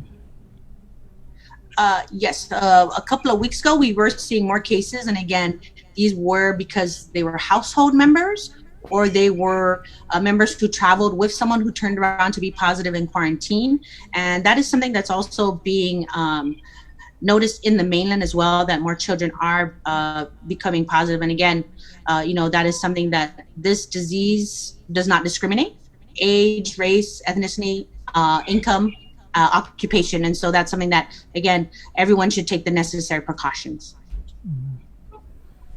Okay. Going back to the gatherings that led to the positive cases. So in your contact trace investigation, when we had that Father's Day gathering and different households were together, was the spread and due to people not wearing the mask? Were you able to determine that from your investigation? I mean, yes, we did. And we thank the people of Guam for being very cooperative with our investigators, because it's based on their information where we determine who else are contacts, where have they been, and who else do we need to notify about possible exposure and to do interview. And so in our course of investigation, various cases did mention their gatherings, even if it was less than 25 people. Some people wore masks, some people didn't. Other incidents where everyone wore masks, but again, that's based on their recollection or from what they can see. And again, so we're hearing a mix of both wearing and not wearing. There were more than 25 people, less than 25 people. And at the time, that was what was being ordered, of no gatherings more than 25 people. Right. And we are believers in the mask. I don't know how the mask got politicized, but we're wearing them. I don't live with Sabrina, so and we're here, and I know that the executive order mandates that we use the mask when we're in public, and even though we're in a private business, I just use it whenever I leave my house. And I'm a firm believer that it is one of the ways that we have really dodged a bullet. And it's funny because it's almost like a chicken and egg thing. I hear some of my friends talking about, like, why should we wear a mask when the big second wave that Dr. Doomsday predicted never came? And I'm like, well, maybe it never came because we've been doing so good. Mm-hmm. We've been in the quarantine. We've been, social distancing. I mean, I don't know. I think we deserve a little credit out here, Annette. Yes, not definitely. us, I mean the people, right? No, everyone. And again, media does their part, and we thank you for always emphasizing that, because it's true. The people of Guam have been very cooperative in wearing the face mask, and that's why, like you mentioned, we're seeing this where we're still kind of relatively low compared to like the mainland, where people are refusing to wear masks, and we've seen this huge resurgence in their cases, and as well as the hospital beds are already full to capacity, and so they're trying to beat back on this resurgence that it's actually for some states worse than the first time that they've had cases. So again, yes, it's definitely a community effort, and we appreciate everything, especially for KOM. I see your advertisement out there about please wear your face coverings or your mask, because that is one of the biggest preventive measures. And again, it's public health can't do it alone. The government can't do it alone. It's a community-wide effort, and we need to continue to do this until, unfortunately, there is a medication to prevent it or the vaccine to prevent it. Right. Yeah. Well, thank you for that, Annette. We got to run. Is there anything else in closing that you want to put out there for the people listening? Yes, again, if you have any concerns or questions, so please call us. If you hear any information, please make sure it's from a valid, reliable source. We've had numerous instances of rumors going around, and we don't want to cause undue panic. Public health is here doing their job and as quickly and as to the best of our ability. And again, it is the community effort, public, private, military, and for our general public. Please wear your mask, stay safe, cover your cough, and wash your hands frequently. You got to say it like, wash your hands. Wash your hands. Yeah, just like that. Thanks a lot, Annette. Stay safe. Thank you, Annette. Wash your hands. Thank you. All right. Thank you. Bye-bye. Bye. Oh, man. I got to give Annette props. It's classified employees like Annette who, are out there doing their job. They're not political. They're not getting a lot of glory. But those are the people who hold this government, who have been holding this government together. So thank you so much. And you guys heard it there. Wear the masks. I mean, and we've got a bunch of public service announcements that Public Health has produced that we're going to be rolling out in the next few days if we haven't already. But I know that they have produced a bunch of videos, public service announcements for KUM TV, for social media, and also some radio PSAs. So good job to Public Health in doing their part as well. Nice. Okay, it's 7:53. We're going to take a short break, and we're going to come back, and we have the Republican Party of Republican Party of Guam chair, former Senator Tony Yata, and we've also got Adeleu Policy Director Carlo Branch here, looking to do maybe a little impromptu counterpoint, as there's been a back and forth in the war of the releases. That started yesterday with the Republican Party of Guam calling out the administration basically for ignoring the financial state of the government of Guam. So we'll do that coming up next on The Link right here on The Breeze.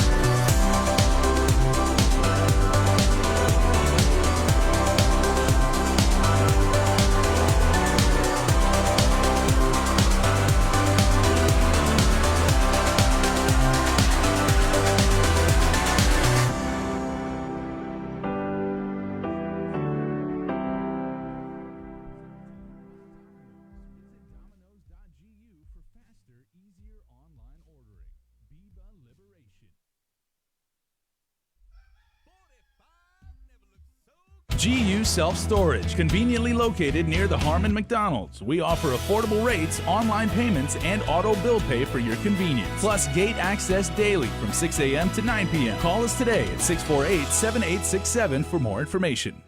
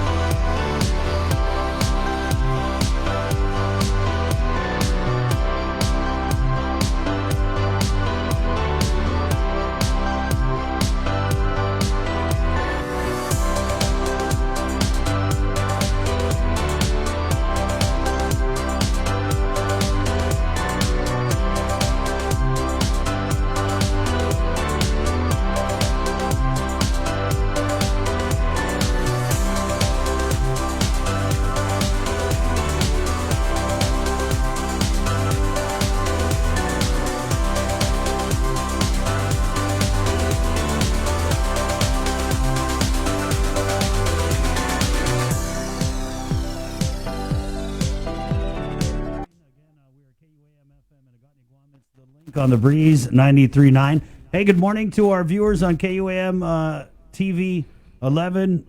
Good morning and goodbye. Make sure you jump on to either the Breeze 93.9. You're going to want to catch the next half of the show. We got our candidate interviews.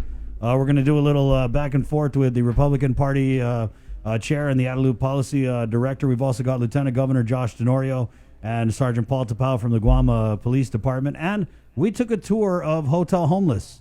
And so we're going to play that for you guys coming up on the link right here on the Breeze 93.9. So to our KUAM TV 11 viewers, thank you so much for watching. You can also jump onto our KUAM News Facebook live feed to catch more of the link right here on the Breeze. Good morning. You're listening to The Link.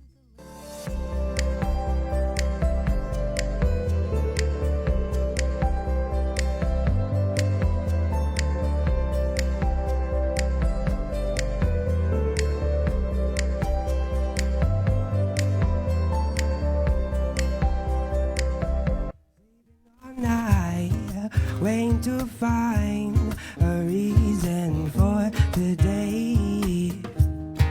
It is so hot, I cannot lie. Let's drink tonight. One beer, maybe more. Mixed drinks out on the floor. Beer jam to going crazy. One last drink before I go. So breathe every day. Appreciate my buddy Daryl Garcia. You catch him down at the video store in Agate when he's not making music or making stuff. 801. Cause heaven can wait another day. Heaven can wait. Heaven can wait. Tuesday, July 28th. Yep, we do all local music here on the link, and then it's your go-to jams all day and all of the night. On the Breeze 93.9. Good morning. Let's get right into it as we got a jam-packed 59 minutes of multimedia broadcast extravaganza for you guys. At 9 o'clock, we're starting our candidate interviews. Today, we'll kick it off with Senator Therese Terlahi. We've also got Senator Jim Moylan, Senator Clinton Rigel, and candidate. He goes by The Informant. Dominic. Why? We'll ask him. Maybe I that's thought you knew. No, I don't. I mean, Well, well, where'd you obviously, get that from? It's It's from on his his Facebook. campaign? He's got it Oh, on his okay. Facebook page. Right. So we'll do that. But let's do this first. We'll bring on we'll start off with the Republican Party chair, former Senator Tony Atta. And you guys had come out with a release, something that we've been talking about since before we ended containing COVID. Senator, are you there? Good morning. He's going to have to unmute. Right. So anyway, a Republican Party of Guam came out with a release. Basically, Bree, that release. Right, stating, talking about Governor Lilian Guerrero, that she needs to end the facade that the financial state of our government is great. Maybe she believes that by displaying this frontage, at least until the general election, it would provide the voters some confidence in maintaining a Democratic majority for the 36th Guam legislature. The reality is that the best policy is one that includes honesty, and the truth of the matter is that it will take our tourism industry at least a year or two before our island experiences reasonable arrival numbers. Now, Carlo Branch, who again, he is the governor's policy director, he responded saying Eddie Calvo's Republican Party took 5 paragraphs to say what it could have said in a single sentence. A vote for his Republicans is a vote for furloughs and layoffs. Branch adding 8 years of Calvo Republican leadership at Adelup saw our long-term debt balloon, child support funds stolen, and federally protected E911 funds raided to pay for government mismanagement and illegal retroactive pay raises. I mean, I could go on. Yeah, no, it's got a strong finish, please. Oh, okay. Yeah. Now the same party that exploded our debt, grew our deficit, and left us without a basic safety net for the unemployed says it deserves another turn behind the wheel. Problem is, we should never forget all the time they've spent driving us off the cliff. Ooh. Well, Senator, that was just classic right there. I guess we'll get your reaction to that response, and then we'll bring on Carlo and let you guys kind of go at it. But what did you make of that response? Did you feel, Senator, that it addressed the concerns raised in your party's press release? Hi, good morning, Chris. Good morning, Bree. Good morning, Carlo. Yeah. You know, I think they missed they're missing the point completely. We're here today and now, and there's a pandemic before us, and the financial state of our government is not stable. I think that's where they need to understand, right, is what are we doing for our people, and more importantly, what are we doing for our economy to grow again? You know, I think they need to come out and just tell us that the state of our government is you know, we're going through a pandemic, and you know, we need to come together and ensure that everything that we do is for the betterment of our people on our island, instead of saying that we are financially stable and everything is good to go. I mean, when you take away the almost $1 billion in federal assistance in these past couple of months, our government has done nothing for our people. They have done nothing for the business sector. So, and the business sector is what drives our economy and taxes into our government so that they can enjoy and do what they think, you know, is right to ensure that they continue operating. So, you know, for Carlo to go back and say that, you know, 8 years of the Calvo administration, we're not there. We're here today. And I think we need to address what is of concern today, and that's the people and the financial state of our government. All right, Carlo. Who's unmuting Carlo? Okay. Go ahead. Yeah, jump on, Carlo. Good morning, Chris. Good morning, Bree. Good morning, Senator. Good morning. Thanks for joining us. On the line, guys, in case you've been living in your Coy's cave, we have former Senator Tony Atta, who's the Republican Party chair, and the Adelup policy director, Carlo Branch. So go ahead, Carlo, and if you wanted to respond to Tony's comment. Good morning. Yeah, 2 points, and I'll respond to the good senator, and he and I are good friends, so I'm sure this will be cordial, but I'll make 2 points. The first point is rhetorical, and the second point is mathematical. The first point is this. I find it interesting that a party that spent 8 years messing up the house is wondering why the ladies who are forced to clean it are taking so long. But the second point I would make is this. The Republicans have made a point to say that the state of government finances is unstable or a wreck. And I think instead of taking my word for it or Tony's word for it, we should just use basic math. And the Consolidated Revenue and Expenditure Report, which Tony is familiar with, makes these facts very clear.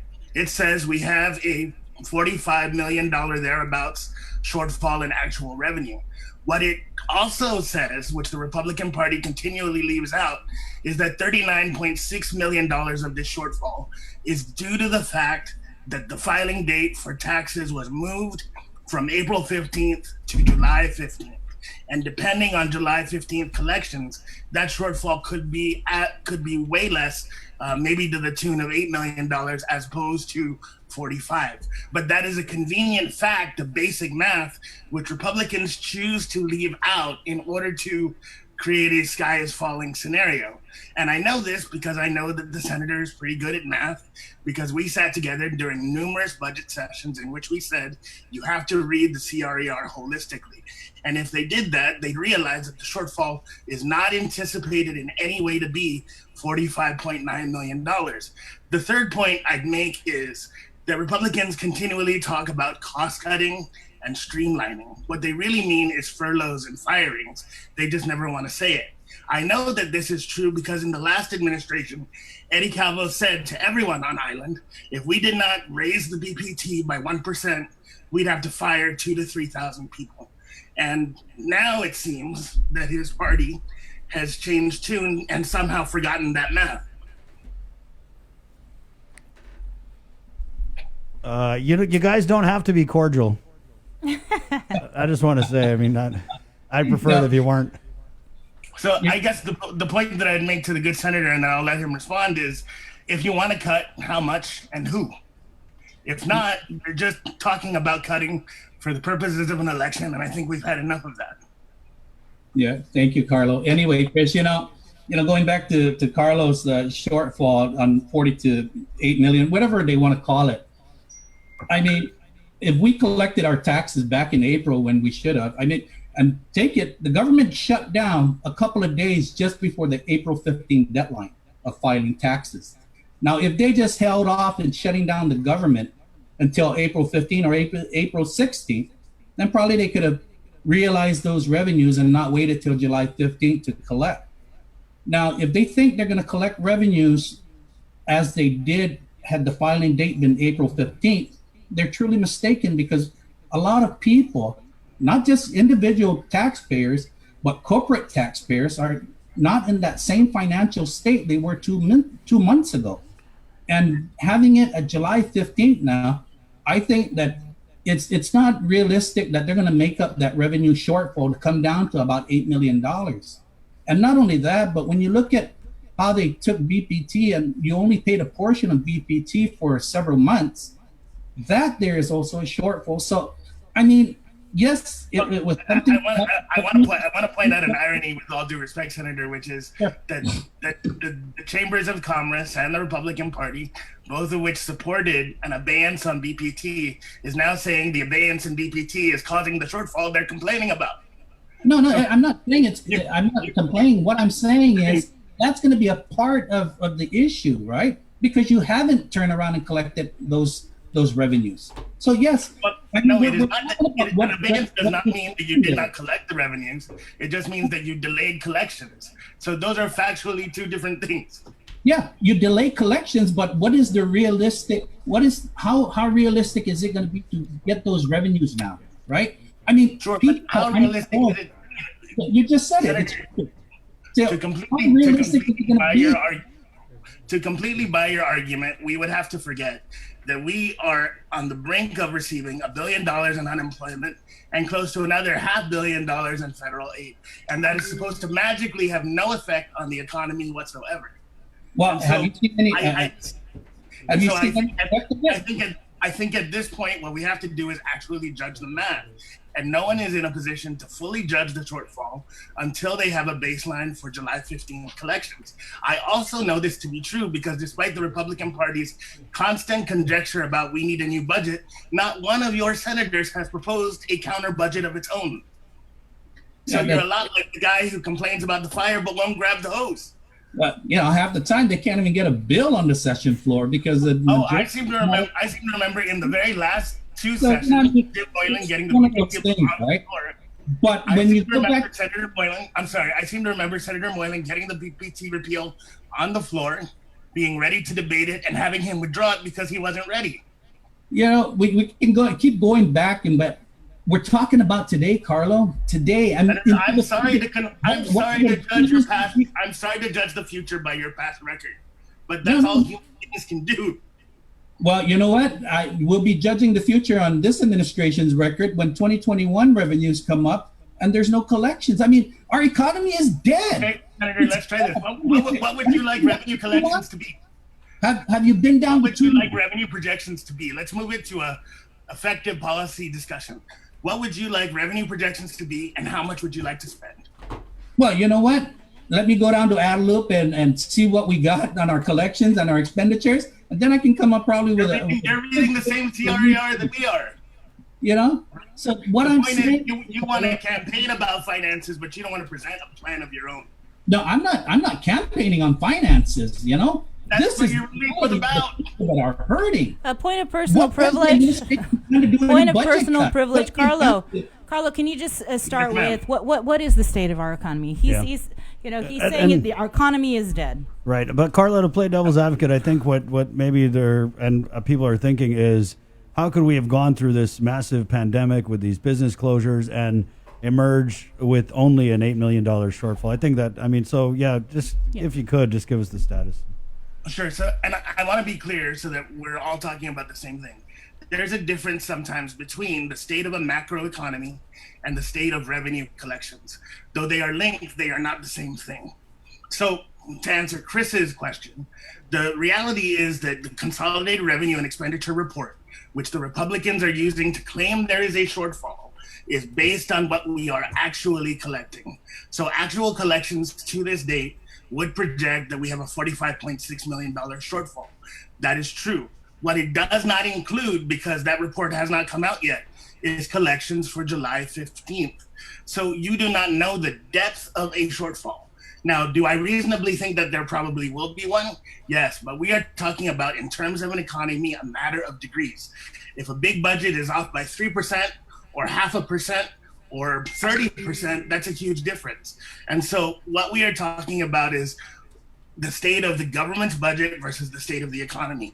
I think everyone who looks at it reasonably would argue that the economy is in serious need of stimulus, which is why there's $1 billion in unemployment aid and potentially another $500 million in federal aid throughout every industry in the economy. I think it's also incorrect for the senator to note that the Democratic majority has done nothing for small businesses. In the last legislature alone, they have cut tax. Republicans have done in the 6 minorities they've had in 12 years.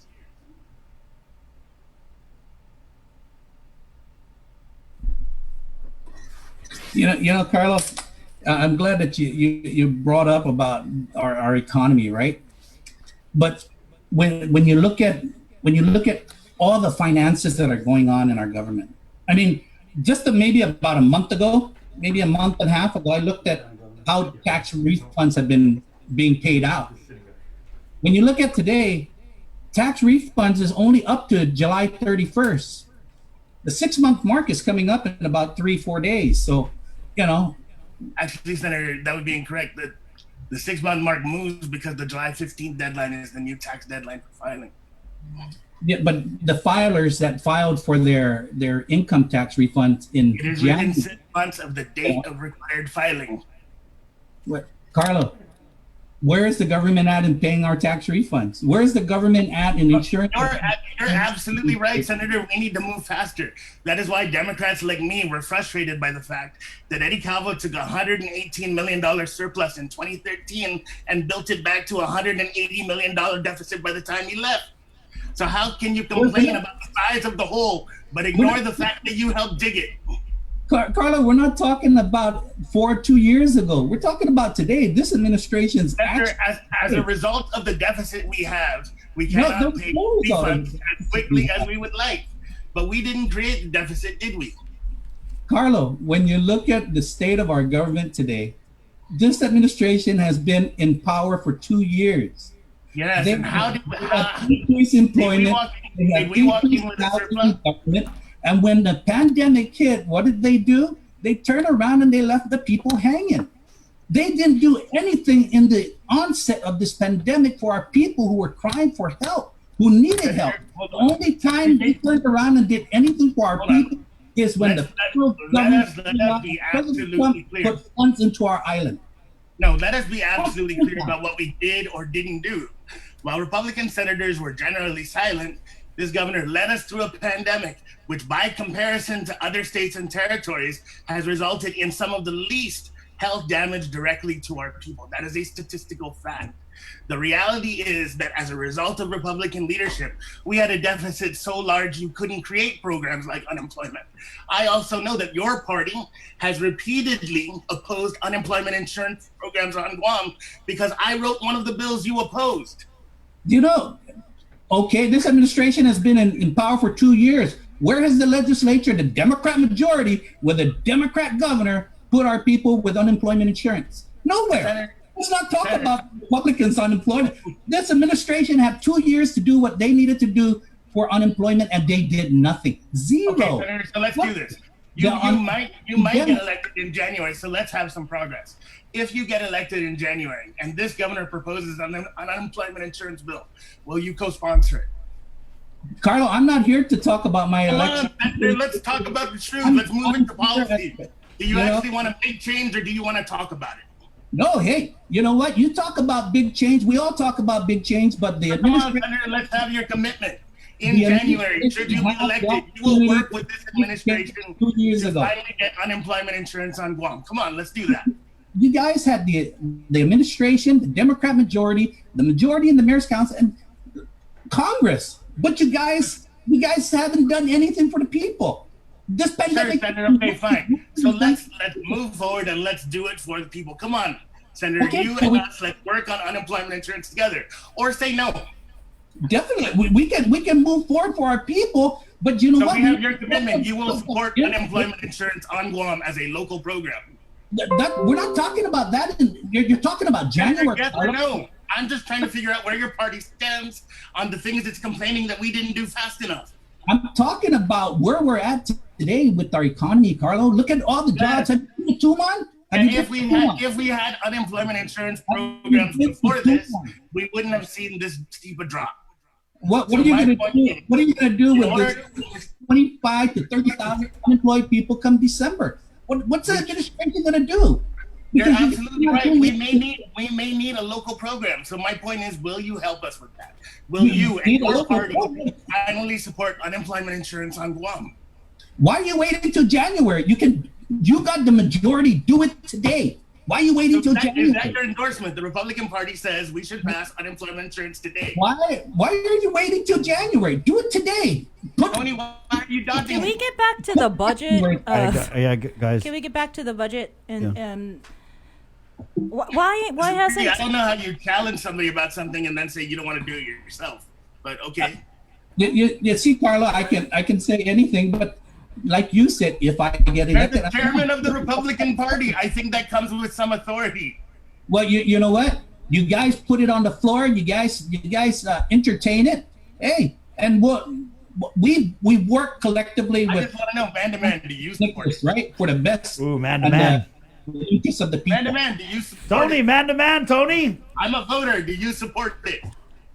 Do I support unemployment insurance? Yes. On Guam, a local program. What I personally will support whatever it takes to ensure that our people are protected, and I've done it before in the past. I have crossed party lines. I have crossed party lines. I have crossed party lines many times to ensure that any legislation that is for the benefit of our people and the benefit of our island has always moved forward. I've never stood in the way. And just like today, when Congressman Nicholas turns around and asks for the party's help to ensure that we be able to get things that is for the benefit of our island, hey man, we'll go out there and we'll stomp the grounds for it. But you know what?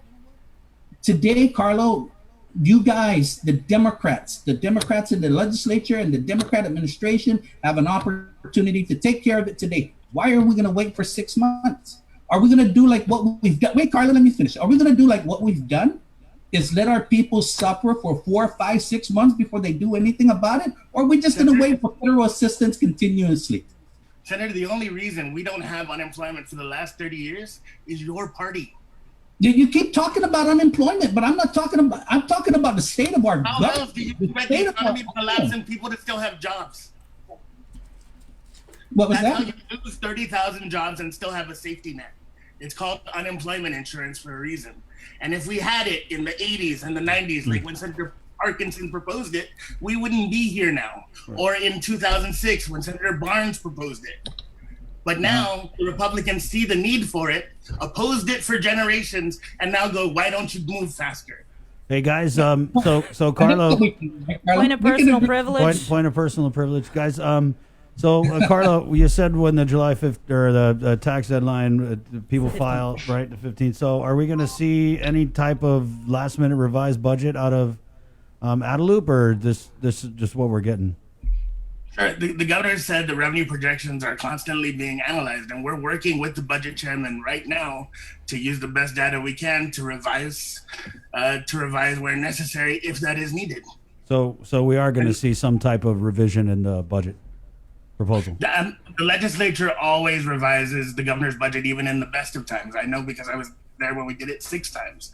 So the budget chairman is under an obligation by statute to pass it by the end of August. Right. I'm sure that he has revisions in place. The fiscal team is working with him now on those revisions. And there will be, obviously, amendments. No governor ever gets 100% of the budget they request. Yeah. Mm-hmm. Hey, Carlo, do you anticipate, though, that included in this budget, there's going to be any sort of cost-cutting measures that are going to be necessary? Well, I would assume that the appropriations chair is going to take a very strong look at revenue projections and expenses. I think what he will want to do is determine the types of cost cutting that are effective.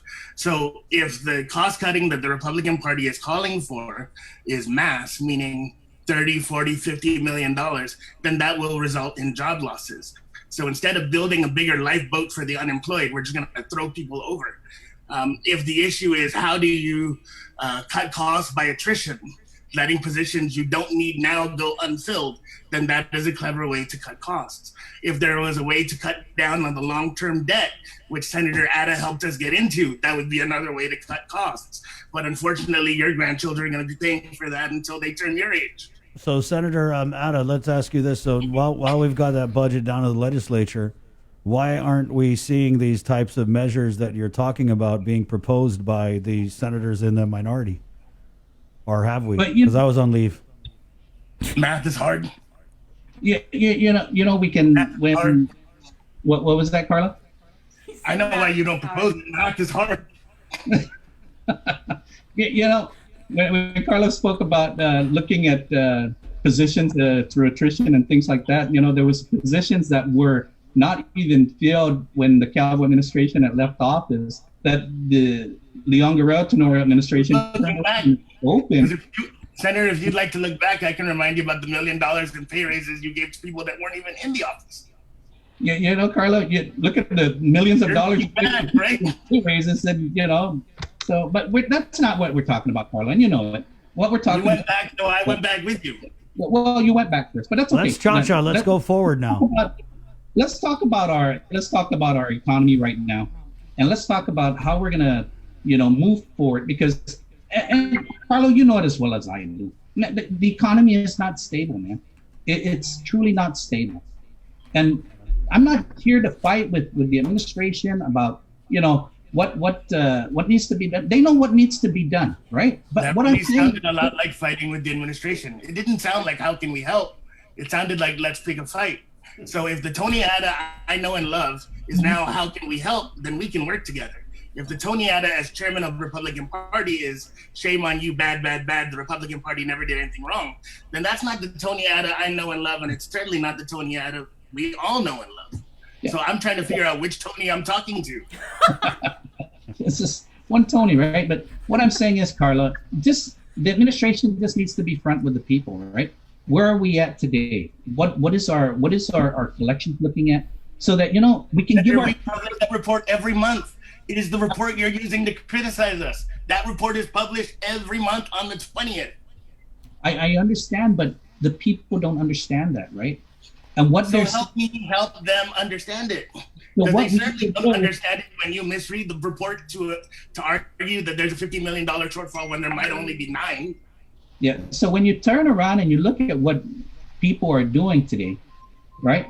We want to make sure that they're saving for the future, because we don't know what December, January, February next year is going to bring. We don't even know what the tax revenue collections for April 15 next year is going to bring. So all it's saying is, let's just not put on the facade. Let's not, say that everything is okay. Because when all this federal monies go away, it's going to be left to the local government to help the people. And who's going to be in that local government to help the people? It's going to be the businesses. What are we doing today to help our businesses succeed and not close doors? What are we doing to help our businesses be able to re-employ those people that are unemployed so that they can get off unemployment and provide for the family? So, and that's a fair point, and I'd like to respond to it clearly. The Democratic majority has, in the last term alone, cut taxes twice for small businesses. They've streamlined the way a person can get a small business license. They've automated certain services and revenue tax. I know you've seen those lines move quicker than ever before. So progress is not as quick as anyone would like it, certainly not in the middle of a pandemic, but it surely is it is not as if progress is non-existent. And so I think that when people like you and me have constructive dialogue about policy, we can move things forward. But that dialogue is certainly not helped by the Republican Party issuing releases like shame, shame, shame, ignoring its prior culpability and how we got here in the first place. But we're not looking at, we're not looking at the past, Carlo. We're looking at today, right? We're looking at this year, this pandemic. What are we doing? Senator, I'm going to date your daughter, but forget the fact that I spent 20 years in jail. Because, let's look at the future. Yeah, Carlo, that's all, man, take the living of the people who don't have a paycheck seriously, man. And yes, and so my point is, let's take it seriously by using facts and data. So what I'm looking for, the Republican solution to this question. Using creative accounting, man. You guys are at the helm. Take the bull by the horn, man, and drive our economy forward. But that's not what you got to do. Your party is asking for the majority. Your party is asking for the majority, Senator. So my question to you is, you have a lot of criticism, but not a lot of ideas. What idea would you propose that we can work on together now, if you want, to re-employ 35,000 people magically? Because if you have an honest to goodness idea, we will sit down and work with you. But right now, it doesn't seem like you have one. We have an honest to goodness idea. You're going to turn around and implement those ideas? Are you going to implement the ideas that we come up with? To re-employ 35,000 people? Absolutely. So then, okay. If your idea does more good than harm, we will work with you. We have demonstrated an ability to sign Republican bills if they make sense, especially dollars and cents. Let's turn around, take the BPT back down to 4%. You know what? You know how we can also help? You argued 2 years ago that would result in job losses, not job gains. You argued that to me. Yeah, absolutely. Do you know why? Because it's different now. Back then took a big hit on our local government funds. And that's what it would do, because those tax cuts federally are still in place. Man, so how guys, can Tony add 2 years ago come to the legislature and say, point of personal privilege, gentlemen. I need a gavel. Yeah. Hey guys, sorry, we know we got Lieutenant Governor on the line, and I see we're starting to go back over some familiar ground that was already covered in this discussion. But you know what I really like here, guys, is we start and then after a lot of that barking and stuff, I'm starting to see you guys want to exchange ideas. So that's good. Obviously, you're both very passionate, but obviously you're coming from different sides of this. So I thought it was pretty entertaining. I mean. When we can talk about cutting BPT down to 4%, we can turn around and say, you know what? You know who employs the largest of those unemployed workers right now? And that's the tourism industry. Let's take the hotel occupancy tax and cut that. Let's give these hotels an opportunity to get back on track, get these people back employed so that they can turn around and ensure that everyone has a livelihood. We're only looking at unemployed, the funding that these unemployed workers have from the unemployment fund.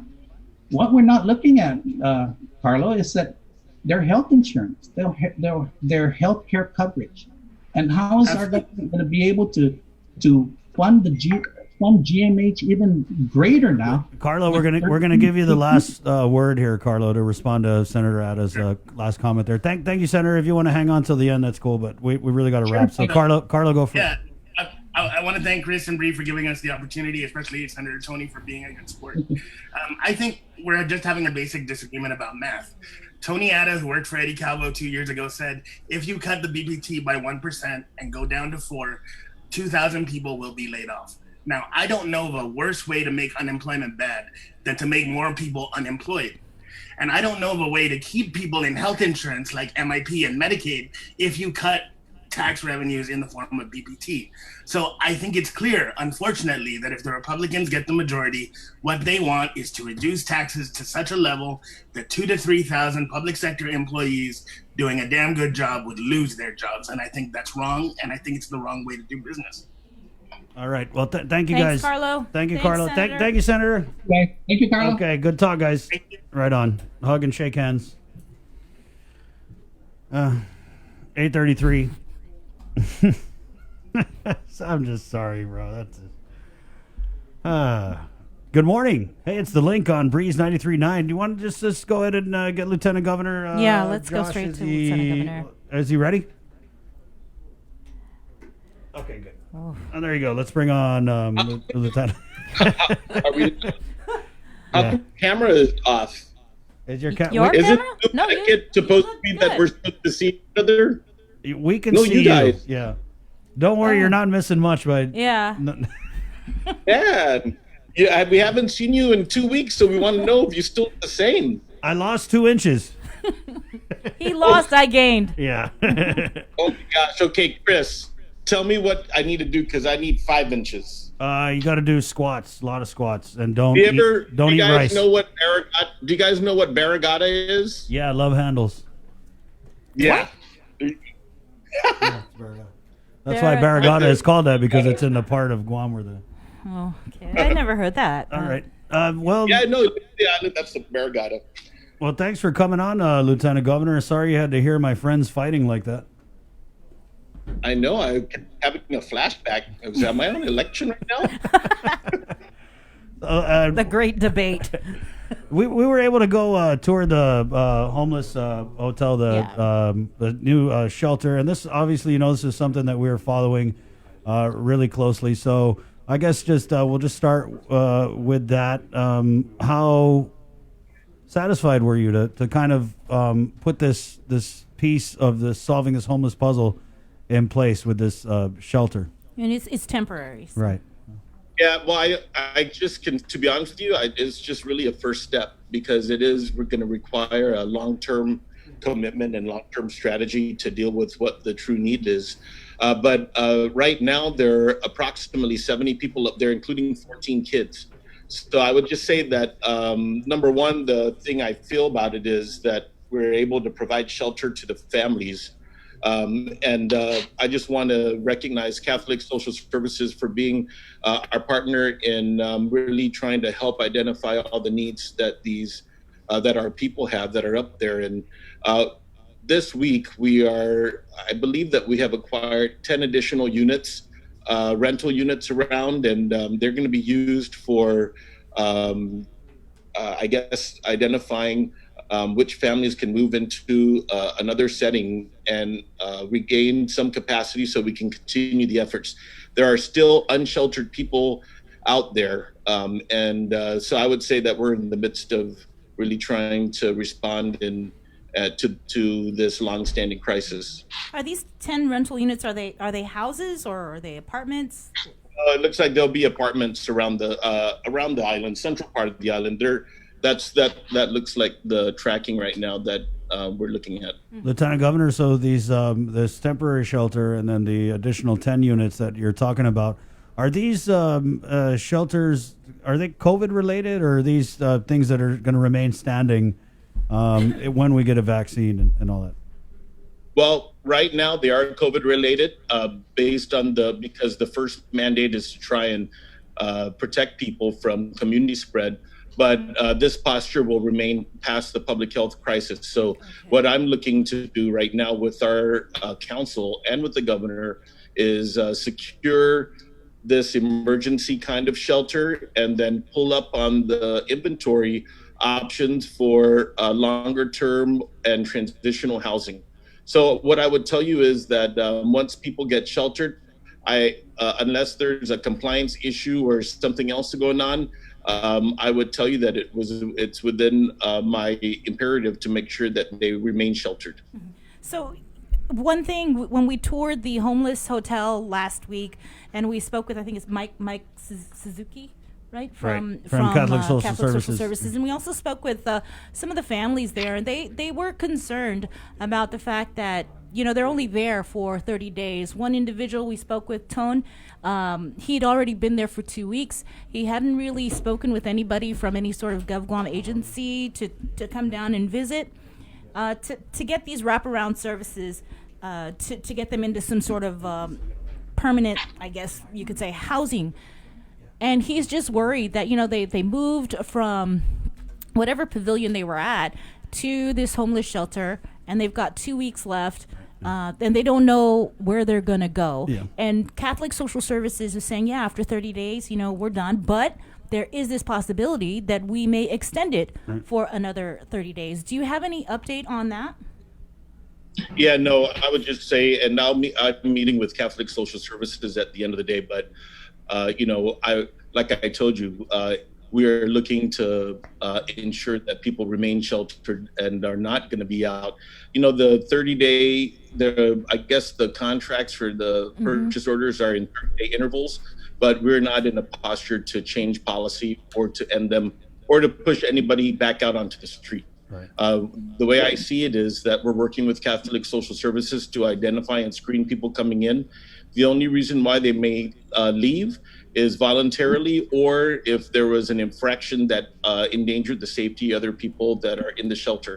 But I would just right now that we're interested in keeping these people sheltered. Whether or not they stay there in Mighty, it might be different. There might be more appropriate, suitable accommodations, especially for the ones with small children and larger numbers.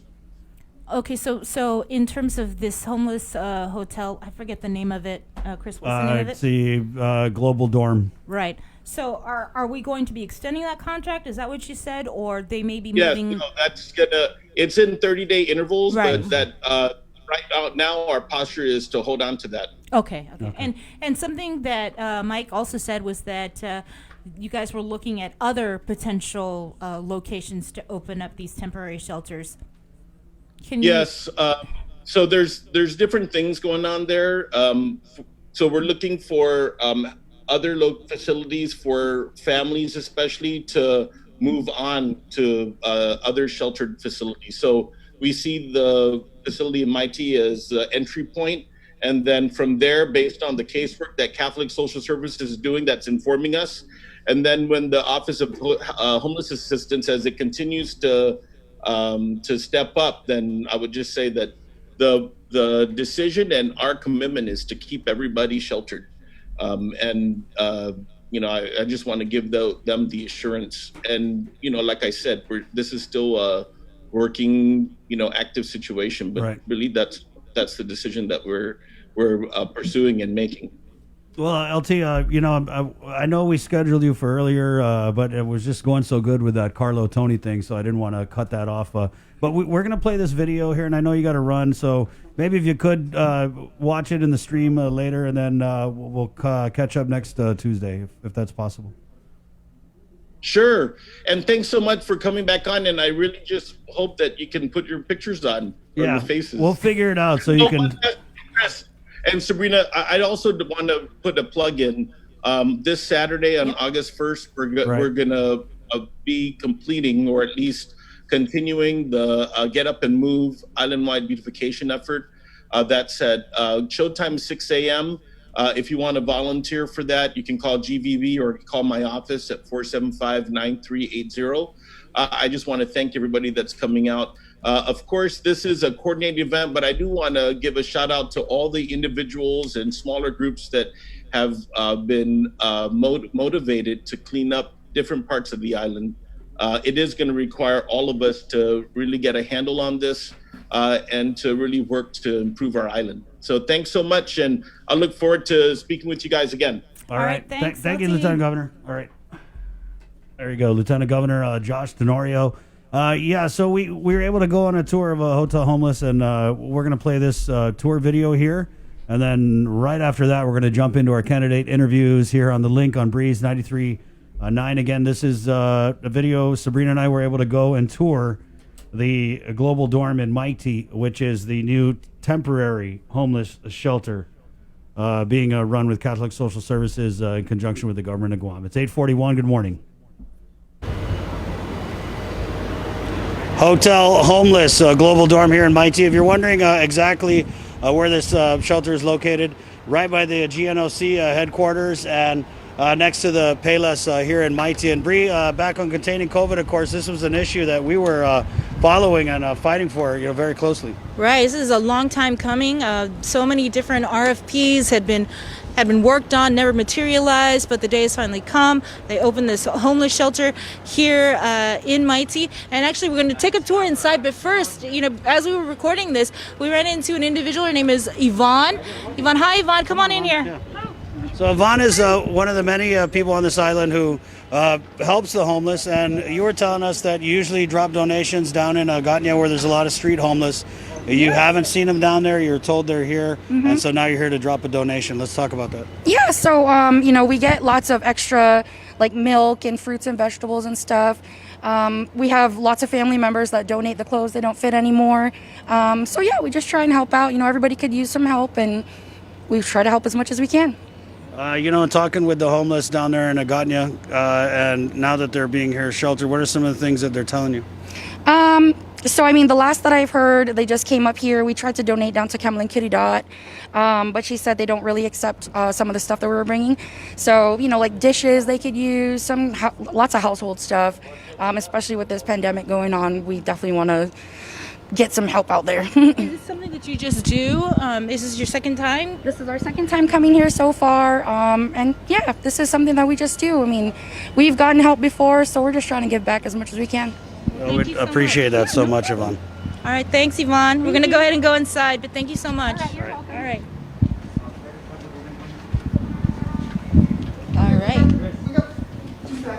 Okay. Okay. First, this is Michael Suzuki. So you run the shelter here? Yes, I am the program manager for Safe Haven. Okay, Project Safe Haven. And tell us about how many people are here? We have roughly about 72.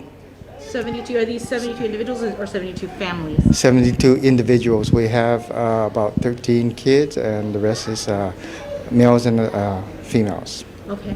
And this particular shelter, it's strictly for families? No, it's correct? not. Okay. It was designed supposed to be strictly for families, but we found out that we need to accommodate the singles and the couples also.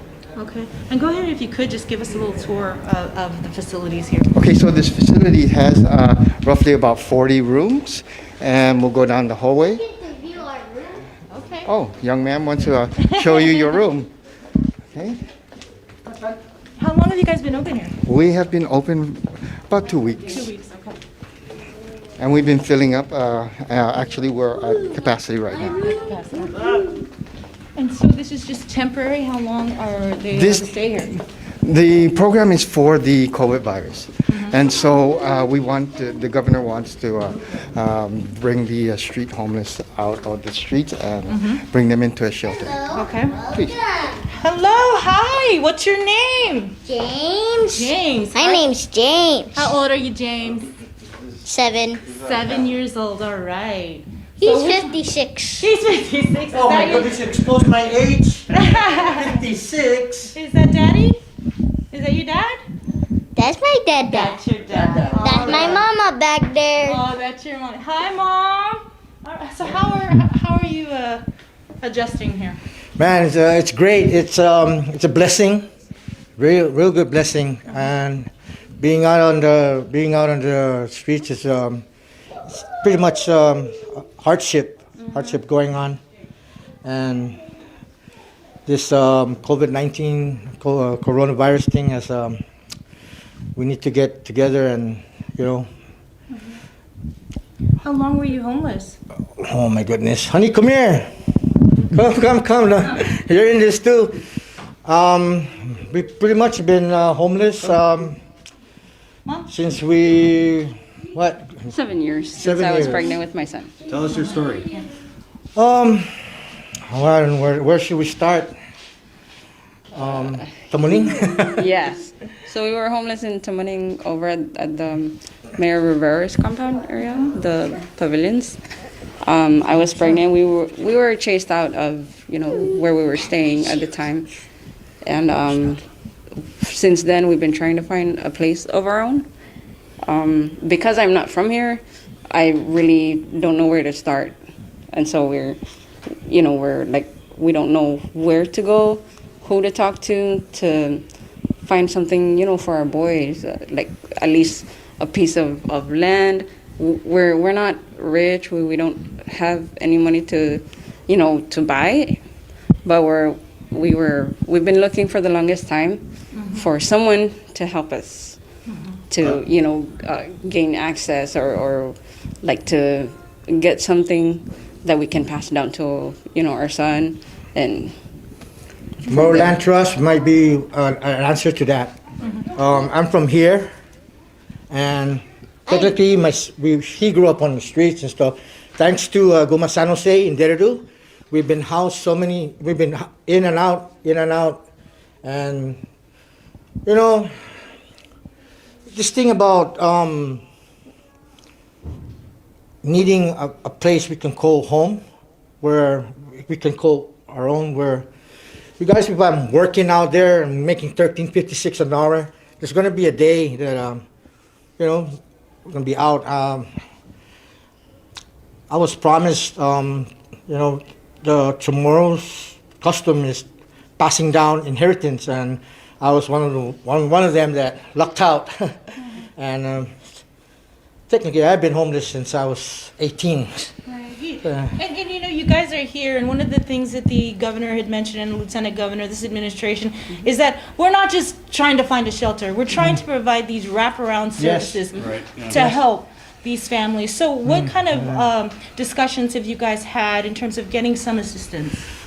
Basically, it's the needs that pretty much needs. Really, my husband and I, we try to teach our son, son, we're sorry, we don't have anything for you. And this is, how we're living right now. He knows, for a 7-year-old, he knows where he stands in life, and he understands, and he accepts us. But in a way, too, he encourages us to, push and try to find ways to, where can we go? What can we do? Who can we talk to? Hey, we're here. We're descendants of the Marianas, and this is all we need. We've seen and we've experienced so many, assistance. People in authority and other, people in the public, they try to, I don't know if the right word is scorn, or they shun us because, they see that, we're living in a pavilion and, we're making it home. And they got a kid. Oh my gosh, those guys are bad parents. They're lazy. They don't want to go and get a job. But really, they don't know our story to where we are trying.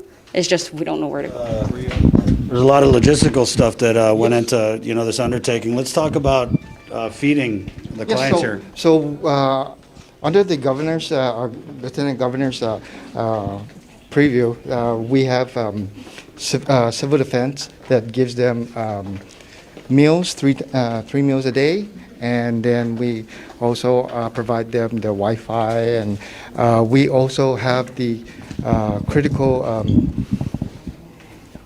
work for the social workers and the case manager. So as they're in here in our care and in the safety of the virus, then we try to work with them and see what they need. Like a lot of them need licenses and identification and jobs, so they can move forward. And that's part of the Passport to Services program? That's part of the program here, and Passport to Services is one of them. How long are they allowed to stay here? Well, so far, as far as I know, we're up to 30 days, and then if the extension. Why you know. 30 days? Well, that's Just under the public health emergency? I'm not too sure. That's under the governor's office, and so I know what's that the plan? You provide this the shelter for 30 days, and then you tell everybody to leave? No.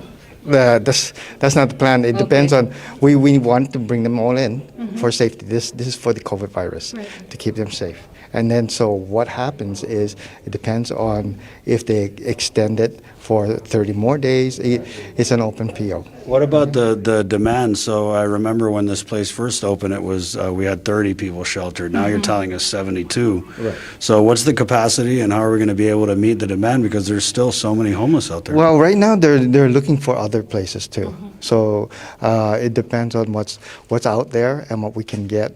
And so this is just the beginning. And so we don't. Everything's changing every day. And so what we're trying to do is just get all the logistics together, but bring out. We've been doing outreaches, and so we've been bringing people in. So we're seeing now there's a lot of single males and females that we need to provide services for. How long have you been with Catholic Social Services? I've been here about 7-8 years. 7-8 years. Have you seen, I guess, with the COVID pandemic, have you seen it this bad? Yes, I have. It's just now that we're going out looking for them, and it's getting much better. You know, with the clientele that comes through our GUMA San Jose, we help them out, and they get places of their own, jobs and stuff like that. But I think the pandemic now is just to keep them safe. Right. But 7 years is a long time, you know, for doing the work that you're doing. Has there ever been a point where you're just like, I just can't do it, because a lot of the things that you do, it's heartbreaking? Absolutely not. Absolutely not. What keeps me going is working with the clientele. They're really good people. You know, a lot of people out there misunderstand them. They're just like us. They're just in a situation that they don't want to be in. Nobody wants to be there. They want to make good for their family, and they want to live comfortably, and they're not out there to hurt anybody. Yeah. That's a myth or misunderstanding. Right. So, Mike, you've been out there 7-8 years with CSS. I mean, you've had you pounded the pavement. Are we making a dent with this shelter and the homeless problem on Guam? Are you optimistic that we could finally be turning the corner and addressing this very serious issue that every year only seems to be getting worse? And we're talking about 30 days here, so, you know, this isn't a permanent solution. No, it's not. It's just for the pandemic. And so we're hoping we can go further on. If things work out better, we got some clients that are ready to move forward, and so that's helping. And if you're asking me, is it getting worse? Every time we help somebody, it gets better. There's always somebody falling, but it's our job to pick them back up. What about the wraparound services that the governor was talking about offering?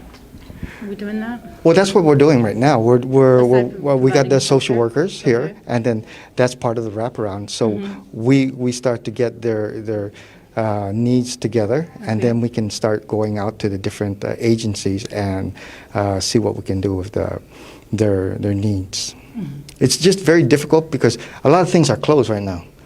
You know, it's hard to get out there to public health, hard to get out there to DNV for their identification.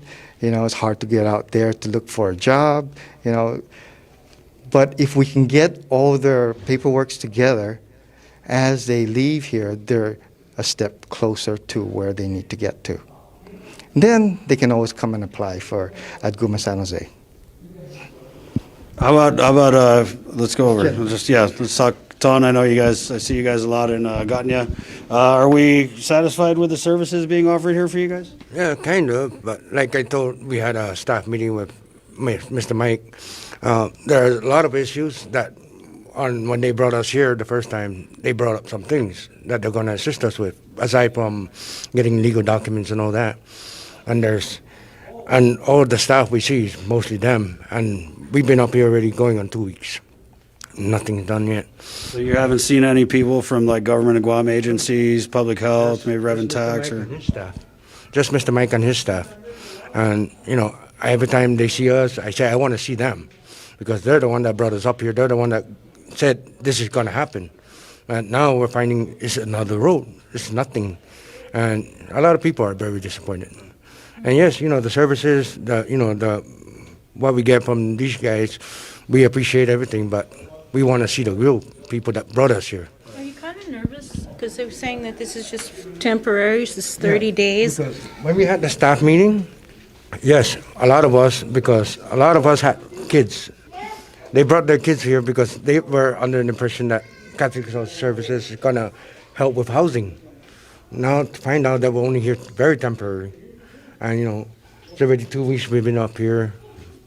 And, nothing. And so in a couple of weeks, you could be back out on the street again. Yep, that's true. And when we came up here, we don't have all our stuff. You've seen our stuff. We don't have everything. So when we go back out, where we're going to go. And me and my other half, we were down in the Ganya 2 days ago. We saw more homeless, and I'm like, wow, where are these guys coming from? It's like they took us out, Northern's coming down. Yeah, so, Ton, you're basically saying promises. You guys were told, hey, we're going to not just put a roof over your head, but we're going to help you get back on your feet, get out there, get a job, find shelter, and that's not what's happening. Yeah, and come to find out that we're going to end up back in the streets. A lot of us, we lost our spots. We call it spots because that's where we've been sleeping at, and we felt comfortable. Now when we go back out, we have nowhere to go. And we're probably going to go to the same routine, getting chased from here, chased from there.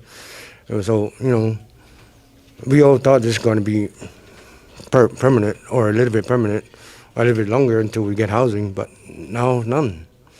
So well, obviously there's more than two sides to every story, and this is a very complicated issue. So, Mike, thanks for bringing us down here and taking us on this tour. But I'm sure you could feel the frustration as these people promise the moon and maybe not going to get it. What would your response be to that?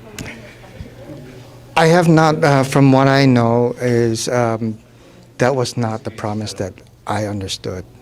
I was understanding that it is specifically for the COVID virus, to get them in and out of the danger. And so that was the immediate need that the governor, the lieutenant governor, wanted to do.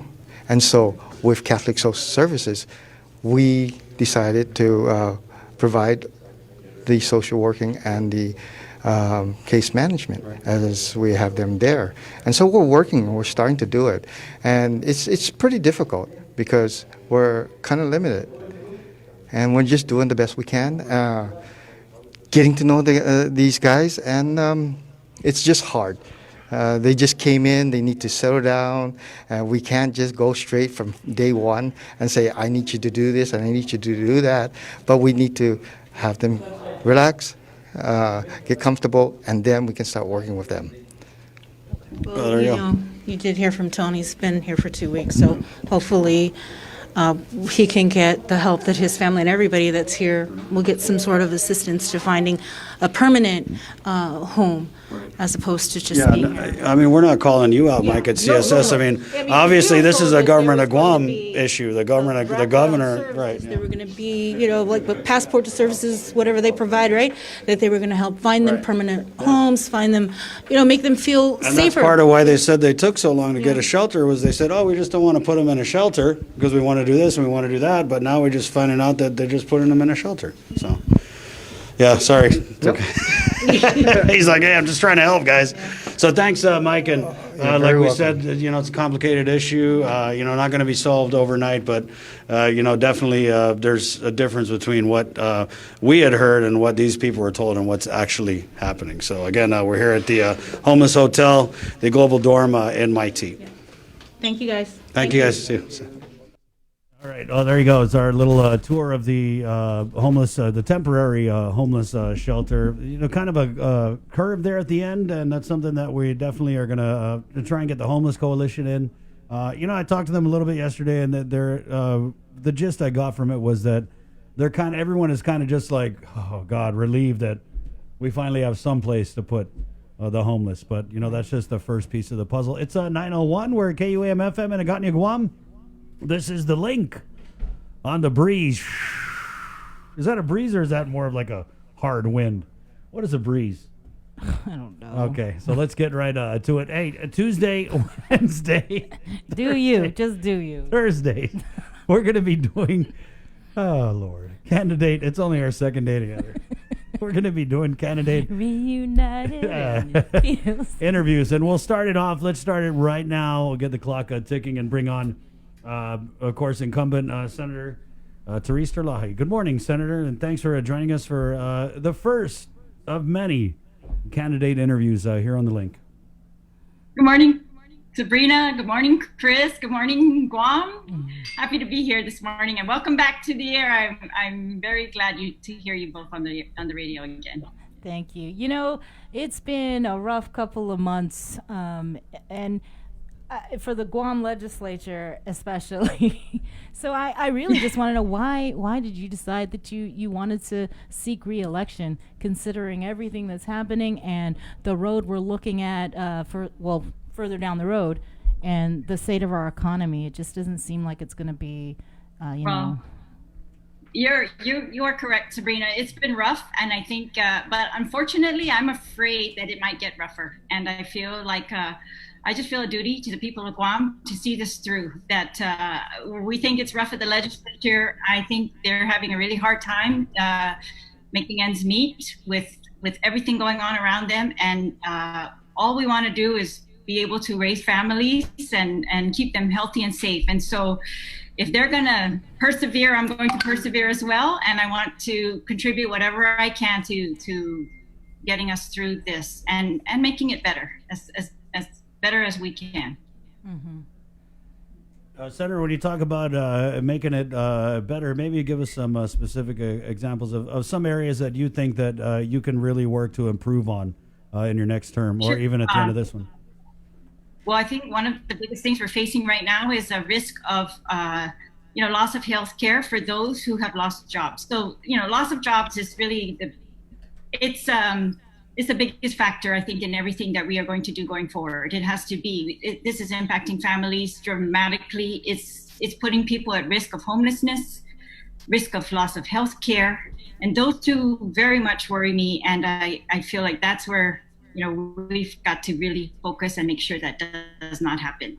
So it takes hard work to prioritize a budget to make sure that whatever money we do have, we can prioritize, that we can ensure that it's spent properly. We can do what a legislature is supposed to do, and that is, maintain oversight. And unfortunately, we've learned that you just can't let it go. You've got to keep going back, and making sure that they actually do what they said they were going to do. You've got to make sure that what the law says is actually what they are implementing, and that is not being ignored. And that's the reality. Unfortunately, it's not a quick fix. It takes perseverance, and it takes you got to have fortitude, I think, to just keep at it. And I think, though, that the more we do listen to the people of Guam, we allow them to have input, the more we do that, and the more that we can seek the truth and demand the truth from the government, then we can collaborate as leaders, and we can work together to actually solve problems, not just throw quick fixes at it, or what looks like a quick fix, but really get to the bottom of the issues and solve those underlying issues. You said listening to the people of Guam. What have they been telling you, and what do they want you to focus on if reelected? I think they want to know what is our honest fiscal situation. That's foremost on everyone's mind. You know, they're suffering their own fiscal situations, and they want to know the truth from the government as to the government's fiscal situation. Are we going to be able to help them? Can they rely on the government to provide these services that have been critical all this time, especially healthcare? And, or, you know, are we going to spend our money in a foolish way, and then they are going to be on their own even for healthcare? And I think that's what they're looking at us for. They're looking at us to, you know, we've got some federal funds, of course, to make sure that we use those to build up our economy. For example, this loss of the loss of housing that I think people are facing because of the loss of jobs. Some of them have been able to use their unemployment money to catch up on rent. Some have not. And I think that is a disaster that's not just looming in Guam, but looming across the nation. And so I've asked, you know, GIDA to use some of that CARES money that they have received to assist small businesses, with housing, because they've actually excluded small businesses that are only rental based from any of those programs.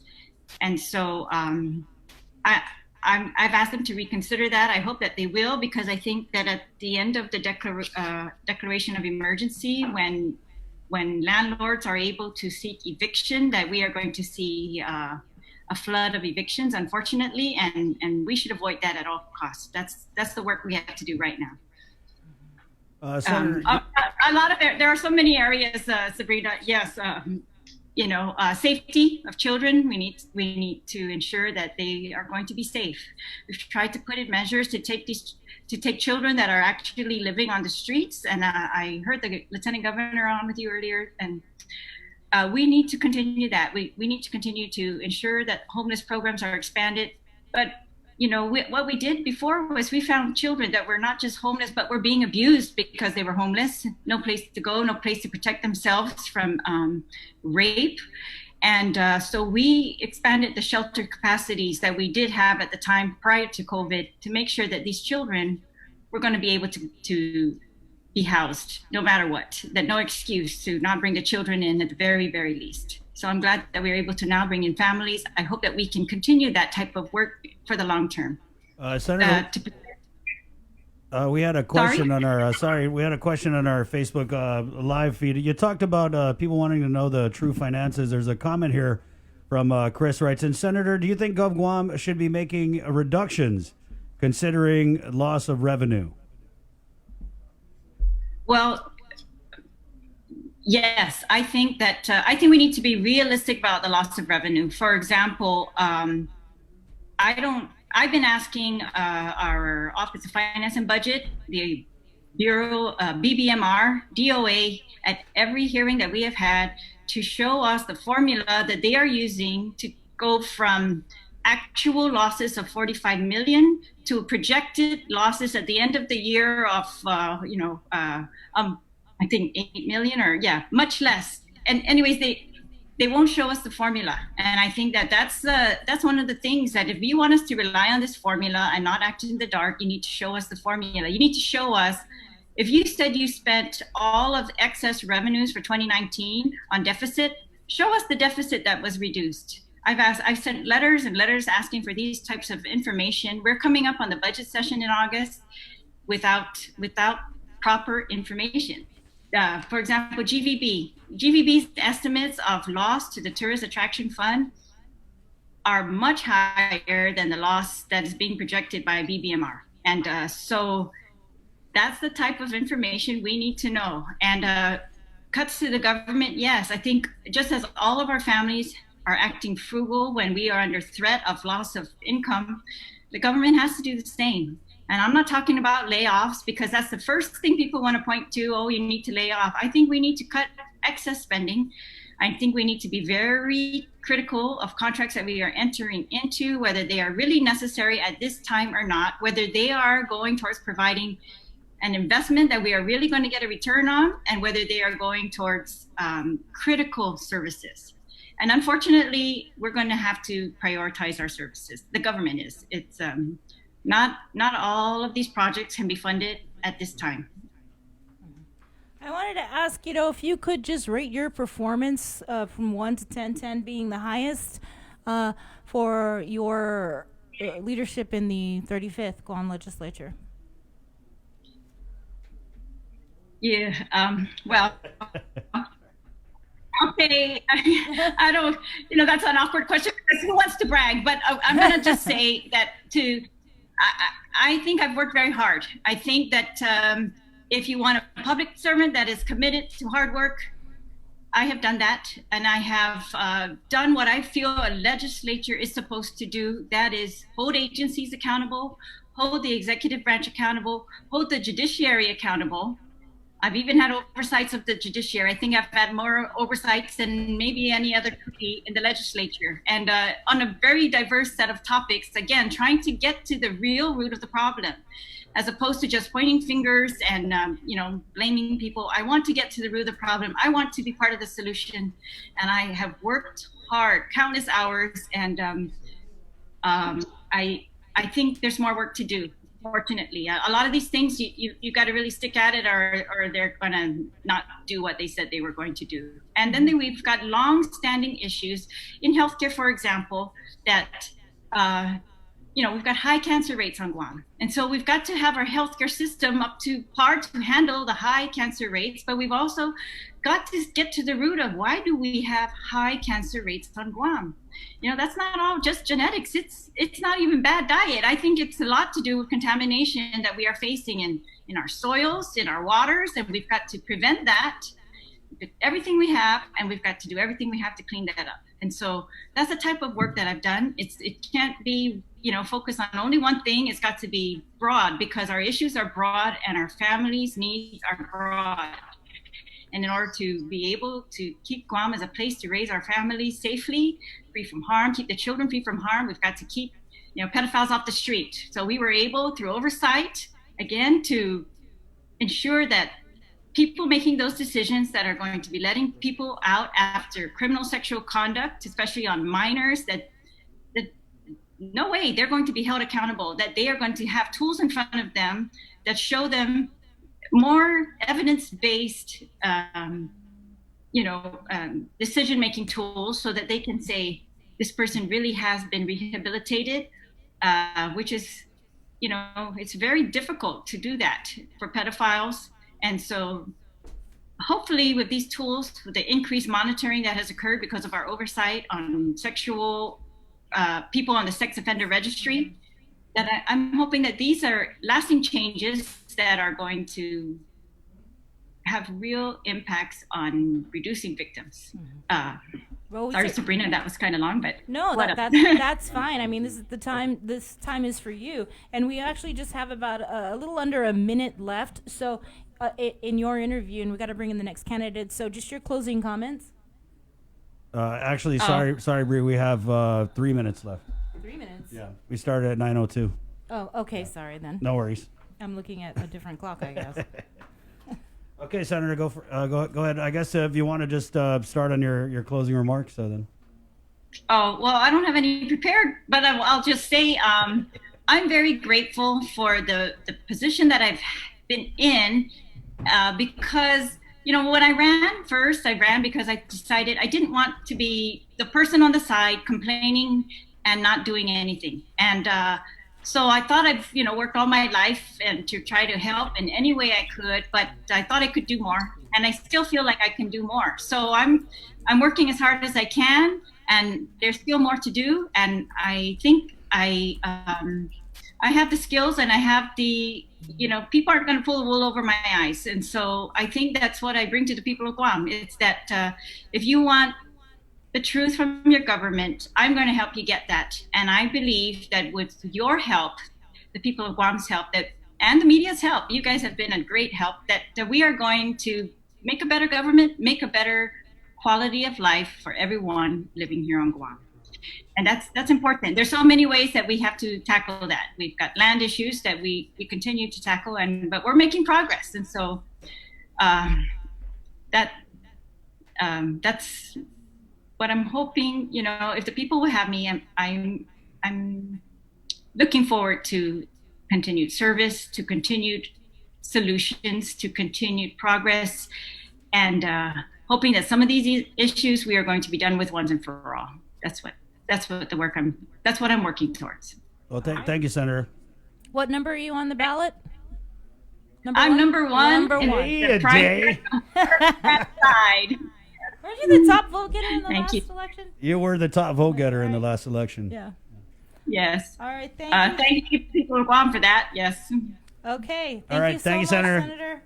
Thank you. Take care. All right. Okay, algo mas. Best of luck. 9:16. Well, there you go. That was our first candidate interview on the link as KUAM News proudly presents Decision 2020, which is hallmark content that we do every election. And this one, COVID or not, is no different. So let's move on to our next candidate. You ready? I'm ready.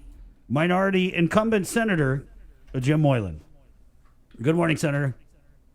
Hi, good morning. Morning, Chris. Good morning, Bree. Good morning. Thanks for joining us here at 9:17 to go ahead and start the clock. I guess we'll start with political status here, Senator. That's on the list there of topics. So what is your stance on the decolonization of Guam, and is there any political status that you support as a sitting senator in the Guam legislature? Sure. Political status, what I really feel is it's the people's vote, and we need to have the vote of the people in order to determine what our status shall be. Right, we have a few things on the table of independency, statehood, and I think we've already removed Commonwealth because there's really that doesn't really necessarily exist. But we need the education for the political status for our people to determine what's the best choice, right? And it's the vote of the people. It's not necessarily the vote of the legislature. And first, it's going to take the education part, and next, after that, then we put those choices on the ballot. Should have been on the ballot, I think, this term, but that never got brought up. You know, we have all these folks going to different places and discussing different things, and we have different groups making their points, being heard for independence and others for statehood, which is all good.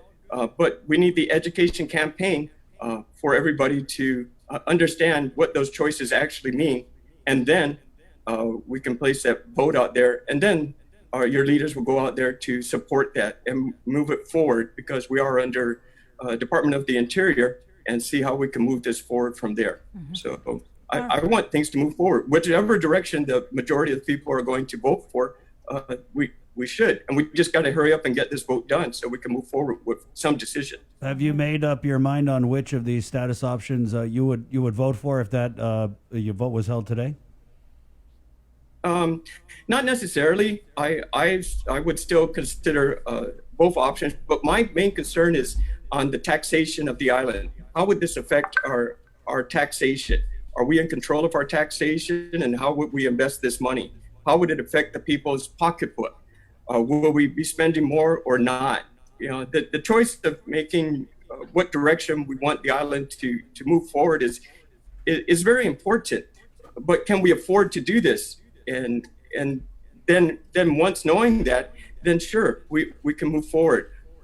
I got to weigh a few more things out, but you know, we still have we can determine our own tax code if we wanted to, and we haven't done that yet. What are we doing as a free associated territory to help ourselves with this current you know, with our U.S. passport and with our current situation, our status, right? What have we done as a community to really take a full advantage of that? You know, and some people will say that, you know, maybe it's fine the way we are too, status quo. Mm-hmm. That could be, but are we taking full advantage of what we should be doing with inviting other businesses from Asia side on over to Guam and bringing other companies, other where they can get some qualified certificates. But there's a lot of proposals that I mentioned out there, and some measures that I put forward to bring in more economic growth for the island. Right. Because we can fight all we want about what our political status will be, but can we survive? Mm-hmm. You know, and look at our situation today. Are we surviving? Whether what political status it will be, I don't think that either one, whichever somebody says it could be statehood, it could be independence, or it could be status quo. But are we doing the best in the situation we are at now? And Senator, I wanted to switch topics because, you are a member of the minority in the Guam legislature, and it's no secret that you've had a hard time getting any of your bills even heard in the Democratic majority legislature. And so, having said that, if you are reelected, if you could just provide us your top 3 priorities. Oh, sure. Thank you. Yeah, well, for the 35th Guam legislature, we introduced several bills right out of the gate, right? One of them was BBT, the BBT reduction. And we had a public hearing for that, so I was happy for that. But then we never got it to session floor. Of course, we had some other situations that came up, and if you want to talk about that, I'll be happy to as well. But we still have the economy to consider. And my priority, as it was in the 35th and continues to be in the 36th, is the economy. How do we help our small businesses, our middle class, to keep on going? And that's by building the economy. And we've done other measures too. There's something called the test law that we had a public hearing for as well. That's weights and measurements of the goods in containers that come in through our seaports that is taxed. And that tax has increased, and that increases the cost of goods. You from the shipping, then when you put it on the shelf, it increases the cost of goods. And then fuel tax, it increases the cost of goods as well. And I don't think our government has provided the services that it should have for those increased taxes. And with the BBT, that initially was supposed to be a 6 months BBT, then it became a 1 year BBT, and now to the infamous forever 5% BBT. But where is the results that we are supposed to get from our government services to provide for those increased taxes? Have we allowed our Department of Education to improve by increasing their budget? No. Has the hospital improved by getting the help it needs for its infrastructure? No. Has the police department improved by getting more police officers? Well, yeah, that's from past, but where's the next ones and the next? Do we have enough police cars and so forth? So I don't see those results, but I do see the results of increased government size.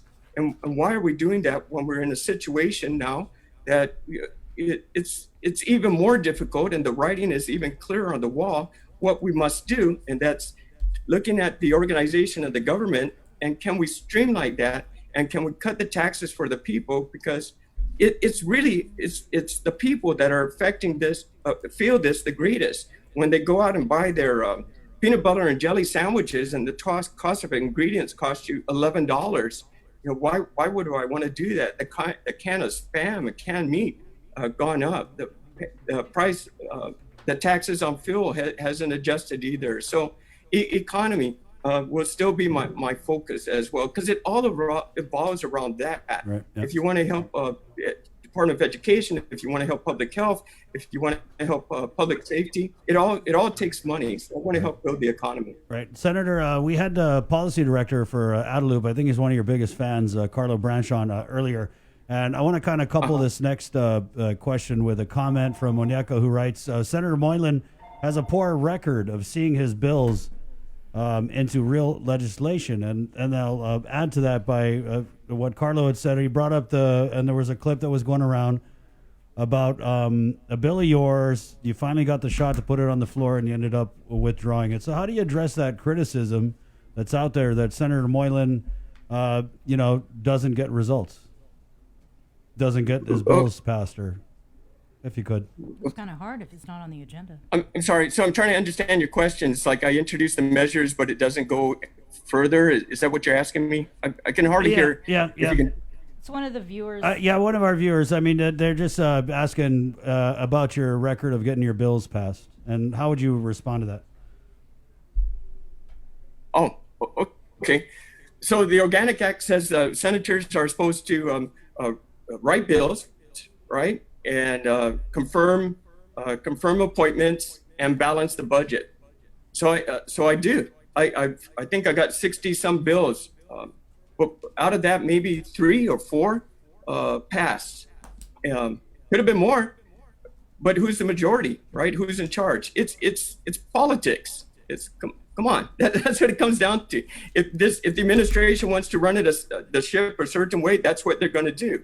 But as minority, you're there to voice your opinion, and just because somebody else is in charge of the ship doesn't mean you don't do nothing. You keep fighting, right? For example, during this pandemic, we were on a shutdown.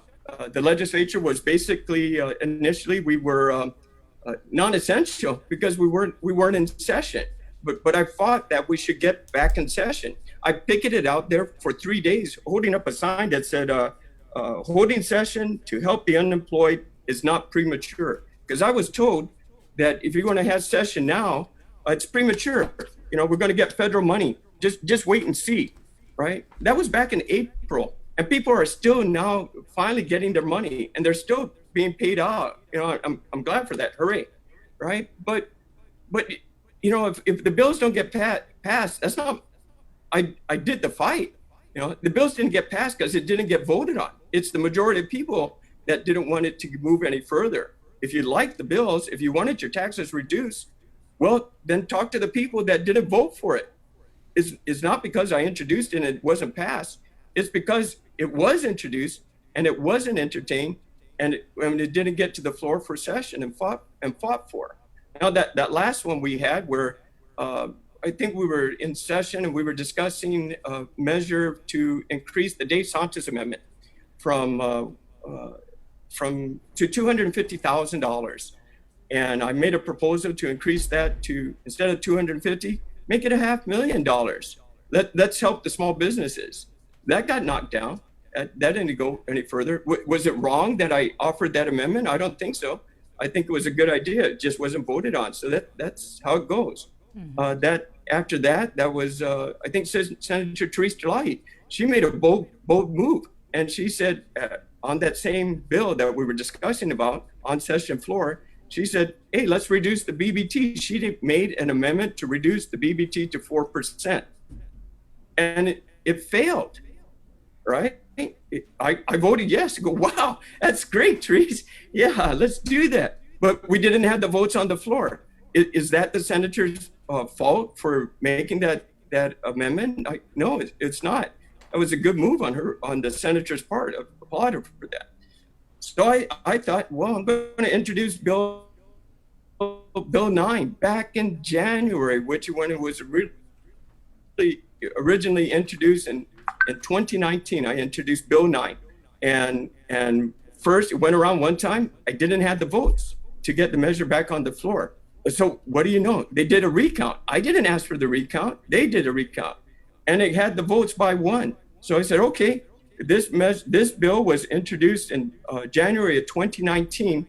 And things are a little bit different now. I just need some time. Let's put this on set this bill aside, keep it on the session agenda, and let me come back and I'll do some amendments to it. But if we're going to battle this on the floor right now, there's going to be amendments after amendments and after amendments, and it's not going to go so well.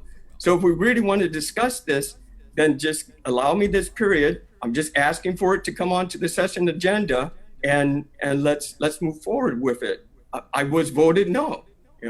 Why? I don't know. Others have gotten their bills set aside as well, but mine wasn't. So obviously it was just to make it fail, and I did it. I knew I didn't have the votes. So if I'm going to go through that battle, no, I'm going to come back. I'm going to go back to a little bit here, and I'm going to redo my measure. And Right. it's still going to come forward. I haven't given up on it. Right, But if Senator. you're going to do, yes. I'm sorry, we're running out of time. So if you just want to get right to your closing statement, we got about a minute and a half. Oh, okay. Thank you. Okay. So I'm going to give it another shot for senator. I believe I did what I can and running as hard as I can from day one. And I've introduced tax cut bills to help the middle class and to stop this regressive tax on people. It's just totally wrong. I've introduced reorganization bills, public safety bills, hospital bills. It's just numerous. But really what I want to do for the people of Guam is to build the economy. And what that's going to take is some vision. There's measures out there that I put in place or introduced for new industries like the drone and flight simulators. and like Amazon companies, inviting them to come on, fulfillment centers to come on over to Guam. We need new industries to come to the island, and we have to attract it, and we have to make business-friendly environment so we can hire our people, because these businesses are the ones that pay the tax. The general fund needs to be built not by taxes on the cost of goods, but by helping businesses do well, who hire people, who pay the taxes, and that's how we can help our economy grow. I want to give it one more opportunity as your senator. I'm going to come back and continue the fight. And I'm also I'm in the race, and I'm going to start right out of the gate, like you saw what I did in my first 35th Guam legislature, just running right from the start. And I'm going to continue with that speed. So I think the people of Guam can see what I can do, and I want to do much more. And I ask for your vote of confidence. So thank you very much. Thanks, Senator. Good luck to you. All right, Senator. Thank you. Okay, All right. Thank there you go. Minority Senator Jim Moylan at 9:32. If you're just joining us, man, you missed out. It is our KUAM Decision 2020 candidate interviews Tuesday, Wednesday, Thursday. We're going to get you guys more info on your senatorial candidates, your mayoral, vice mayoral, and congressional. Right. But now we have on the line in Zoom Dominic Hernandez, right? Republican candidate for senator. Welcome to the show, Off today, Dominic. guys. Welcome to the show. Dominic, since Off today. you're a newbie, we saw you on Facebook. I saw that you call your Facebook page The Informant. I guess first question is, why do you call yourself The Informant? Well, actually, the name was actually given to me by people. I started the page originally to gather information as the crisis was unfolding in the very beginning. And more or less, I was just trying to keep people informed, trying to keep them updated on when stimulus was coming out, how much stimulus checks was out, how much disaster relief checks were released recently, and so forth. And people just started calling me The Informant. I kind of just stuck with the name. Okay. So let's just start with why are you running for senator? What do you plan to focus on if elected? Well, originally, I started running because a question was brought up to me from a friend, and I was one of the people out there commenting on what was going on with the government. And he kind of just told me, hey, Dominic, if you got solutions, why don't you run? So I was like, you know what, you got a point. Let me go ahead and see what I have to do to run and get out there, get my name out there. And, I guess I started to become frustrated because of the whole idea of politics. Too often, throughout the elections, especially in the past elections, a lot of promises were given, a lot of promises were broken. And I was one of those individuals who was promised, this and that, and this would be better, and it never happened. So I decided to step up and say, you know what? I don't believe we need more public servants that are willing to serve the public rather than for their own personal interests or political interests or whatever their interests may be. If elected, though, some of the stuff I do want to focus on is definitely the economy. I want to get jobs going. I want to look into attracting different businesses to come to the island to be able to help pump up our economy again and get things going, as well as to branch out our economy. I believe in diversifying our economy versus relying too much on just one source of income like tourism. As well, I believe in trying to improve public safety. I've been reading the news a lot lately, and overall, Guam is a safe place compared to other places around the world. But I do believe we could be a lot safer, and I do believe we can do a better job than what we're currently doing as far as public safety. Right. You said diversifying the economy. What are your ideas? One idea I've been looking into is I've been talking to a lot of farmers out there about agriculture. Trying to get the agriculture market back up, trying to get them going, because even though maybe in exports we may not get a lot of money out of it, if we start growing food here in Guam and start producing our own food, it'll definitely help out with the local economy as far as reducing the cost of living when it comes to food, versus having food shipped in and then we got to pay for shipments, pay for taxes, and all that kind of stuff. Mm-hmm. Dominic, can you just share a little bit of background about yourself, your experiences, what you bring to the table? Right. So we don't know anything at all about you, and it would be good to know. No problem. Yeah. No problem. Who's your mom? So I'm a prior U.S. Marine. I served from 2006 to 2010. Most of my life I've been working in the private sector. I was living in the States for a while, working there. And then I came back to Guam in 2011.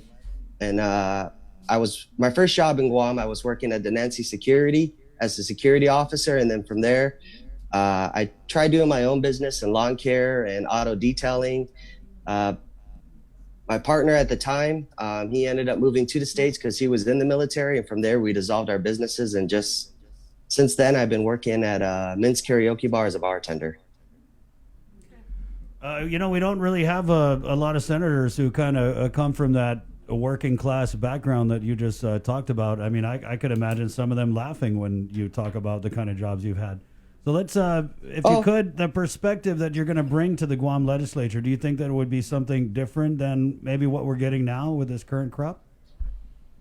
I would definitely say yes, because I come from, like you said, that part of the field where most senators won't come from.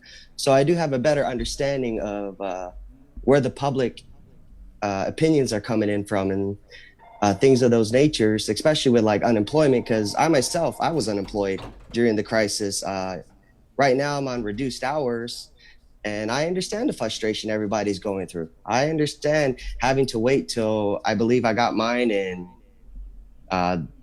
early part of June. I finally got my unemployment and was able to finally catch up on bills and get things taken care of. So I understand the frustration of the public, and I know how it feels.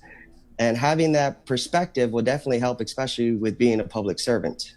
Mm-hmm. We have I wanted to get one of the comments from our Facebook watchers. Andrew Terlahi, he writes that I'm tired of being taxed to death. Can you promise me no more taxes?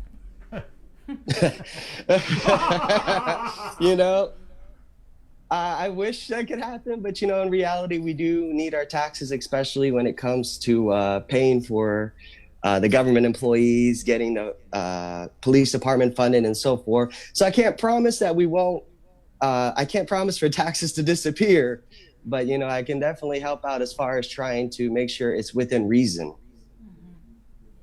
Dominic, you being a newcomer, maybe people wondering about which way you kind of lean politically. So if you could maybe reel off some of maybe past elected leaders we've had that you kind of maybe respect or think they've done a good job, or just where your beliefs lie within the Republican Party of Guam.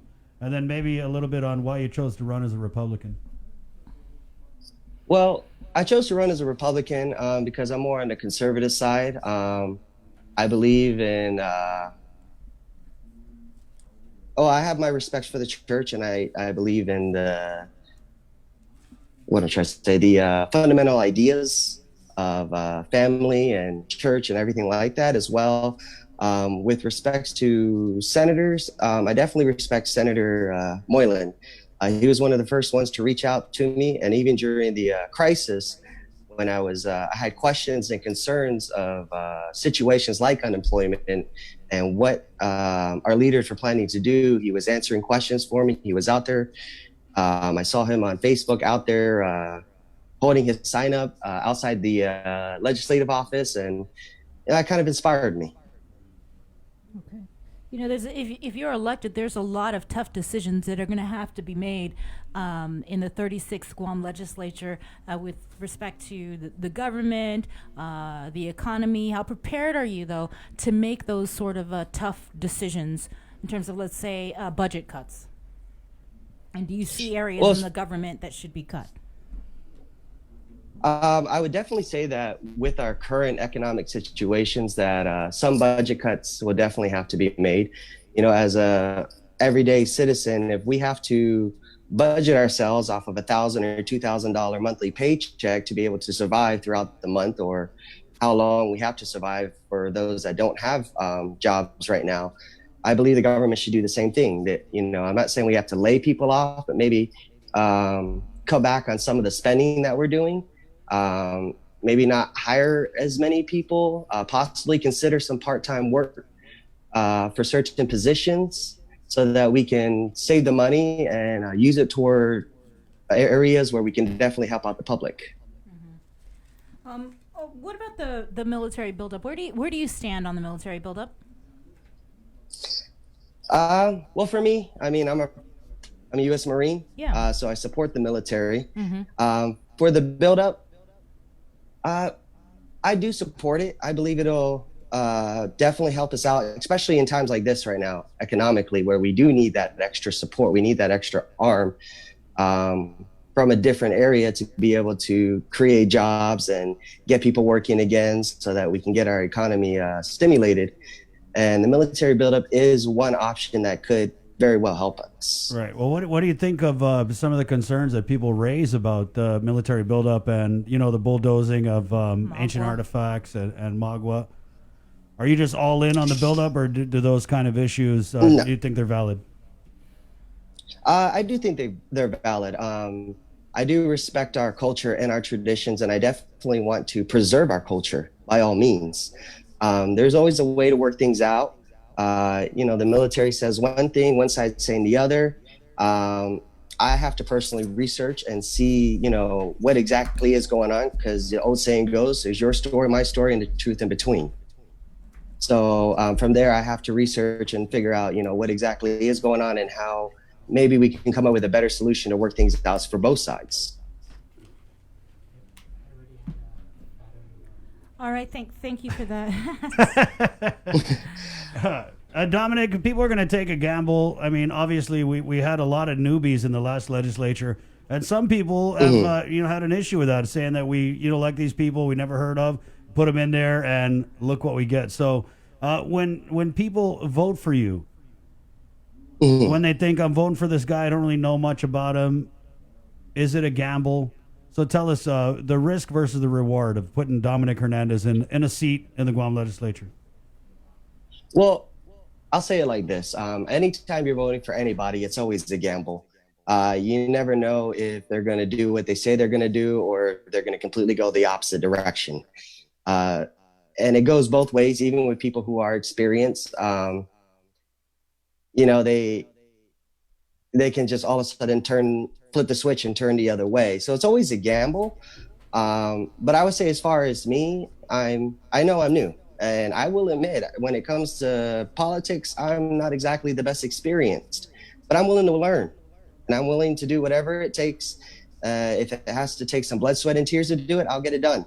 I've spent already countless days going without sleep just to attend public hearings and work and everything else, just so I can learn and become better, especially in running for senator.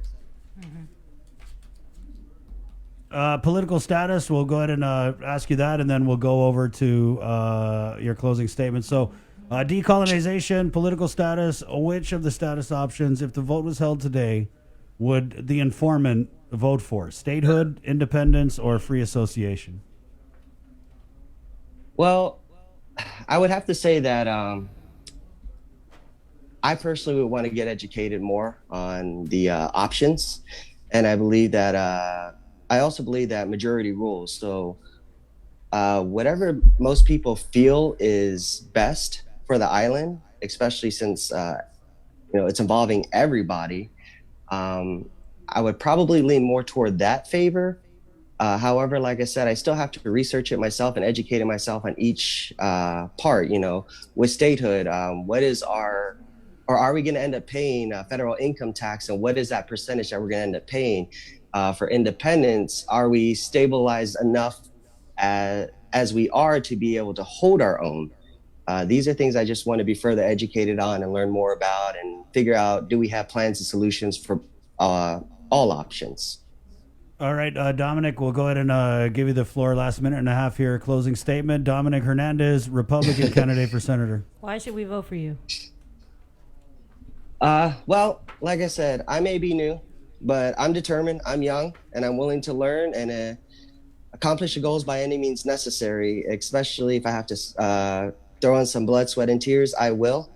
Like I said, I'll spend countless nights if I have to. And I'm the type of person where before I decide anything, I want to research, I want to know about it, and I want to get informed on the situation and go from there rather than just making a decision because somebody told me to or because of any other reasons. All right. Thanks a lot, Dominic. Best of luck to you. Good luck, Dom. Thank you. All right. Stay safe. Get some sleep. All right. Get some sleep. I will. Okay. I will. All right. He said he's been up for days. He's worried about you, guy. Well, let's move on to our next candidate seeking a seat in the 36th Guam legislature. We have incumbent Senator Clint Rogel, Democrat. Welcome, Clint. Hold on, Clint. Yeah. Okay. Good morning. All there. right, I clicked. all right. Don't worry. We'll minus 20 seconds. No worries. I guess we'll Good start. morning. Good morning, Senator. We'll just go ahead and get right into it and start the clock. Sabrina asked this question to Senator Terlahi, and it is always an awkward one to kind of grade yourself. But 1 to 10, if you could rate your performance as a senator in the Guam legislature. Oh, okay. Yeah. 1 to 10. 7. Why? Lucky number 7. I don't know.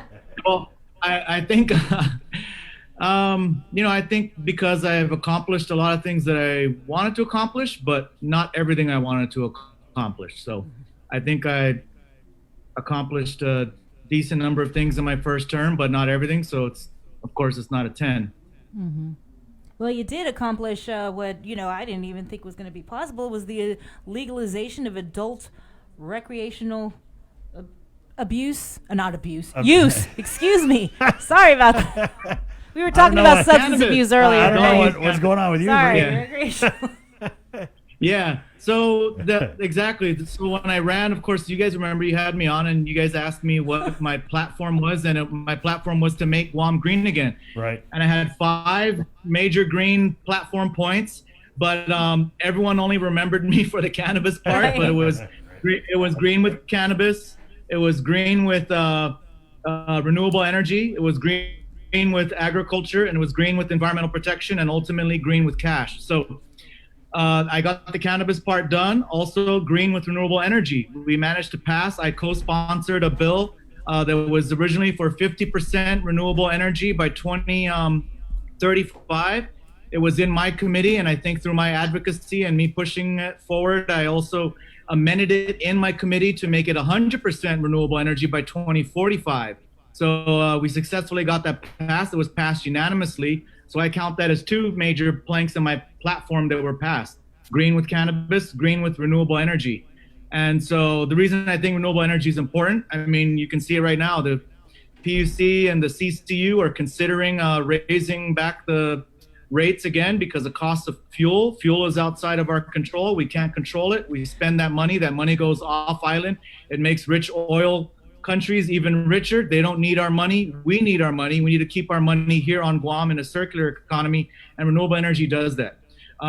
So those are the 2 things that I think I passed, as well as some others. I mean, I'm big on the environment. That's green with the environment. I think we need to protect our environment, because tourism is our #1 industry currently, and tourists come here for the beautiful scenery of the island. So we got to keep that scenery, maintain its beauty.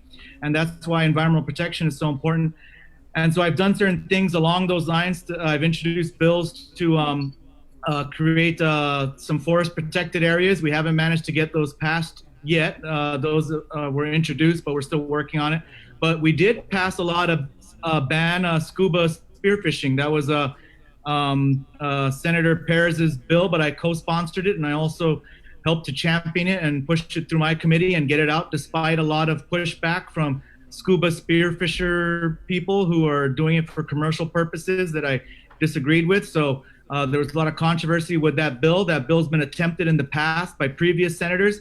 It was never passed before because of the pushback they got from members of the scuba fishing community. But we managed to get it passed, and that was another environmental protection bill that I believe will help maintain fish stocks for future generations and for the island of Guam. So I think I've done a lot of things that are in line with what my platform was. And I'm running again because there's a few things that I haven't been able to accomplish in the first term. And a big one that I'm going to push, should I be granted another term, is agriculture. In fact, I'm going to start pushing it now, regardless of whether I get another term or not. I'm going to get as much done as I can with the remaining months. So I have some bills on deck that I'll be introducing shortly to promote agriculture. Agriculture was a real big part of my campaign. I know a lot of people sort of remember me for the cannabis part, but for me, cannabis is just one part of an overall agricultural industry on Guam. Yeah, sounds like you got a lot done in that first term. And something we haven't heard too much about, Senator, is the Port 7, with you being the oversight of the Port Authority of Guam. You are, right? The oversight? Yeah. Yes. And I mean, I just think it's a little interesting that we've had, tons of headlines, tons of stories about these settlements, but we haven't really heard anything out of your office. What's your take on that? Are we going to hear anything maybe in the future, oversight, anything? Well, right now, I think the port employees have gone through the process. I mean, they've been in court, they've gone up to the Supreme Court, they've been in the Civil Service Commission. Recently, some were reinstated by the Civil Service Commission. And some say, yeah, it's a technicality, but I mean, a rule is a rule. The technicality is a 60-day rule. If they didn't file within 60 days, then they didn't meet that rule. And the Civil Service Commission saw that and said, okay, we have to reinstate you based on a technicality, 60-day rule, for example. But I mean, there's a reason why there's rules. We have to have deadlines for things. You can't just do away with a deadline, and then what's the point of having a deadline? The same is true in criminal cases. If you're not magistrated before a magistrate judge within 48 hours of arrest, then you're released. If you're not, if you assert your right to a speedy trial and you're not brought to a speedy trial, your case can be thrown out.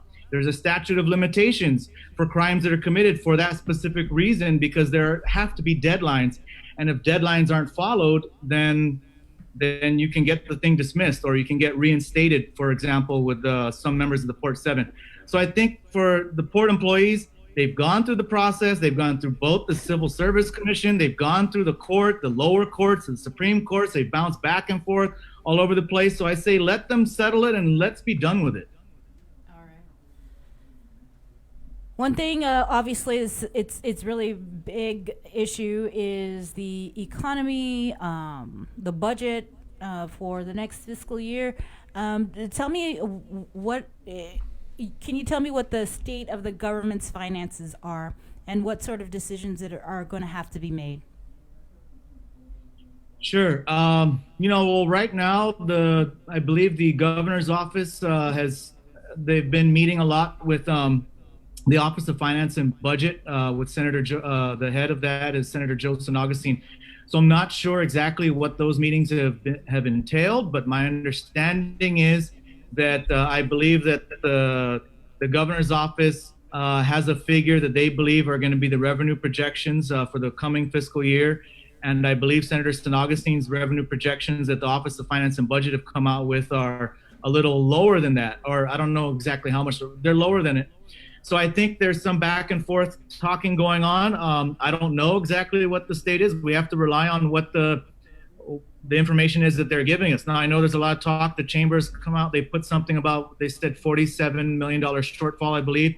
But that's a little misleading, because that shortfall is based on collections up till now. But we got to remember, collections are a little delayed because of the coronavirus. You didn't have to file your taxes in April. So that was pushed back. So now we're not going to see what collections are until we should be seeing it real soon. I think the end of July, we should know more about actual collections. And then in the coming few months, right? Because no one had to file in April, so we don't know what the collections are. So therefore, when they looked at year to date, of course, we're behind 47 million year to date because no one's paying anything because we were on lockdown. So there was no one could file or pay anything. So now we're going to actually get a better idea of that once the numbers start coming in, and then we'll have a better idea of what the actual shortfall is. But I think everyone should also remember that we were tracking a surplus prior to the coronavirus, which I think is helping us because we had record numbers of arrivals and everything else. So actually the economy was doing really well right before the coronavirus hit. In fact, there are a lot of senators who wanted to spend all of the surplus money, but rightfully so. Many other people, other senators, and as well as the administration didn't want to encumber that money for the very fact that we don't know what's going to happen in the rest of the fiscal year. There was talk of there could be a catastrophe. I said it on the session floor. I said, we don't know what's going to happen. What if there's a worldwide calamity or some kind of event that happens, or who knows what could happen to the economy? And then here we are spending the surplus money and giving it to other things without knowing what the actual final figure is going to be for the rest of the fiscal year. Well, then sure enough, coronavirus hit, and here we are. So it's a good thing we didn't encumber all of those surplus monies, because the government can kind of use that surplus money that we were tracking in the beginning to make up for some of the shortfalls that we're seeing now. So we're going to have to wait until the final numbers come out, wait and see what the revenue projections are from the administration, the final revenue projections, as well as, because I understand, I think they might be also adjusting the revenue projections. So I need to see what their final revenue projections are and what the Office of Finance's revenue projections are. But I will say, for me personally, I always like to err on the side of caution, and I'm more conservative when it comes to spending. I think now's the time that we should tighten our belts. I'd rather tighten our belts now and be conservative with our spending now and cut where we can cut. Not personnel. I don't think we should cut people, because it's not going to help our economy to have more people out on the streets homeless because we cut their jobs. So I don't know how that makes any sense. I don't know how that helps the private sector either. If we cut GovGuam employees, those are less people to be able to spend money in the economy and less people to be able to give money to private businesses here on Guam. So I think the answer lies elsewhere. I think there are other places we can streamline the government and its operations and make cuts in other parts of the government and just tighten the belt until we can get the economy back on track. Do you have any, can you give us some specifics on some of those other areas, Senator, and then we'll just get right into your closing statement. Sure. Well, I think if we just comb through the budget, you can find areas. For example, a lot of times we fund things like vacant positions. Well, we don't need to fund vacant positions. If we just want to maintain current operations, just don't fund those vacant positions, and then that saves money. There's other ways we can reduce money, perhaps on certain contracts. We have contracts all the time that we pay all this money to these private contractors. Everyone wants to privatize. Then when we pay money to private contractors, they don't maintain things like the Agana swimming pool. So where's our refund for the Agana swimming pool contract? That thing wasn't maintained. That was a private contractor. So we like to blame the GovGuam employees for sucking up all the money. But let's start holding some private companies accountable that are also sucking up some of the money. And maybe we don't need to privatize those things. Maybe we don't need to pay a private company to do it. Maybe we just need to hire one pool guy to maintain the pool or whatever it is. But let's figure it out. It's not rocket science. I know if we comb through the budget with a fine-tooth comb, we can find areas where we can tighten. Perhaps we need to freeze increments. That's another possibility. Maybe we don't let anyone go. We just freeze increments and say, sorry, you're not going to get increments until we get the economy back on track. There's many different options. We just need to explore them. Mm-hmm. This is your first term. You're getting ready to complete it. You came from the media into the legislature, into politics. Was it all you thought it was going to be? I'm sorry, you broke up a little bit. This is your first term. You're getting ready to complete your first term. You came from the media prior. Was it all you expected it to be? All that and more. I think I want to hear the more part. No, we are wrapping up. So just your closing comments and why people should vote for you. Well, just to answer that question, I mean, of course, I think coming from the media really helped me out a lot in that I was able to cover a lot of news stories, and I covered, Sabrina, I covered the legislature beat and the political beat and the government beat. So I kind of saw a lot of what to expect, and that's what I tell a lot of people is I'm very grateful and very thankful that I had the opportunity in the media with companies like KOAM, where I was able to learn a lot about how the government works and a lot about politics, both the positive and the negative about politics. So I kind of prepared myself knowing that I was entering politics and that there was going to be a lot of things I didn't like about politics, but that I'd have to weigh it with whether or not I think I'm actually getting good things accomplished. And so I think I have been able to. So I'd like to continue to do that. And so I guess I can segue now into my closing. Is that what you said? Yes. Yeah. So with that, I'd just like to ask the people of Guam to vote for me again, and that way I can continue doing the hard work that I've been doing. I believe I'm a very hardworking senator, and I will continue to work hard for the people of Guam. I really just have my best intentions for the island. I just want to see the island be all it can be and achieve what we can achieve. And I think it's possible if we all work hard, put aside our differences, work together, find solutions. I mean, it all sounds very generic, but it's very true. And that's kind of what I've seen in the legislature. There's a lot of that we have to improve on, is working together, setting aside differences. And I think I've managed to do that with certain things. And that's how I've been able to get some measures passed that were difficult and controversial. I mean, it wasn't just the cannabis measure that was controversial. The renewable energy measure was controversial because there's people who like the status quo with the way energy is produced. The scuba bill was controversial. Many other bills have been controversial, but I think we got to focus on what's in the best interest of the island and look at the big picture for the future. So for the future, the big picture to me is improving on Guam's self-sustainability in a safe way, self-sustainability. And I believe that things like renewable energy, the cannabis industry, the agriculture industry are going to be huge keys to that. I think we got to start producing our own food. It's safer if we produce our own food. We don't have to rely on imports from outside sources that could go dry. We control our own destiny. Our destiny is in our hands if we take control of it. So with that, I ask that you vote for me and allow me to continue working for you. Thank you. All right, there you go. Clint. Incumbent Senator Clint Rogel. Thank you, Clint. Great job. Great Good job, job to all Senator candidates. Rogel. Yeah, so there you go. Those are inaugural first episode of Decision 2020 here on KUAM News 10:02. We'll continue it tomorrow. Yes. 9 a.m. Who we got tomorrow? I'm trying to find the list. Sorry. He booked a whole lot of... Yeah, we're booked up for the next month, so. I mean, don't worry, Bree. Some of the candidates don't even know. I was getting calls this morning from mayors. Like, I thought we're going on. Is it Tuesday, boy? Like, no, it's not. I can't find it. I have a lot of messages here. So. Okay. Oh, no, I have it. Wednesday, right? Yes, tomorrow is Wednesday all day. Okay. Right on. And now, your guest for tomorrow's episode of Decision 2020.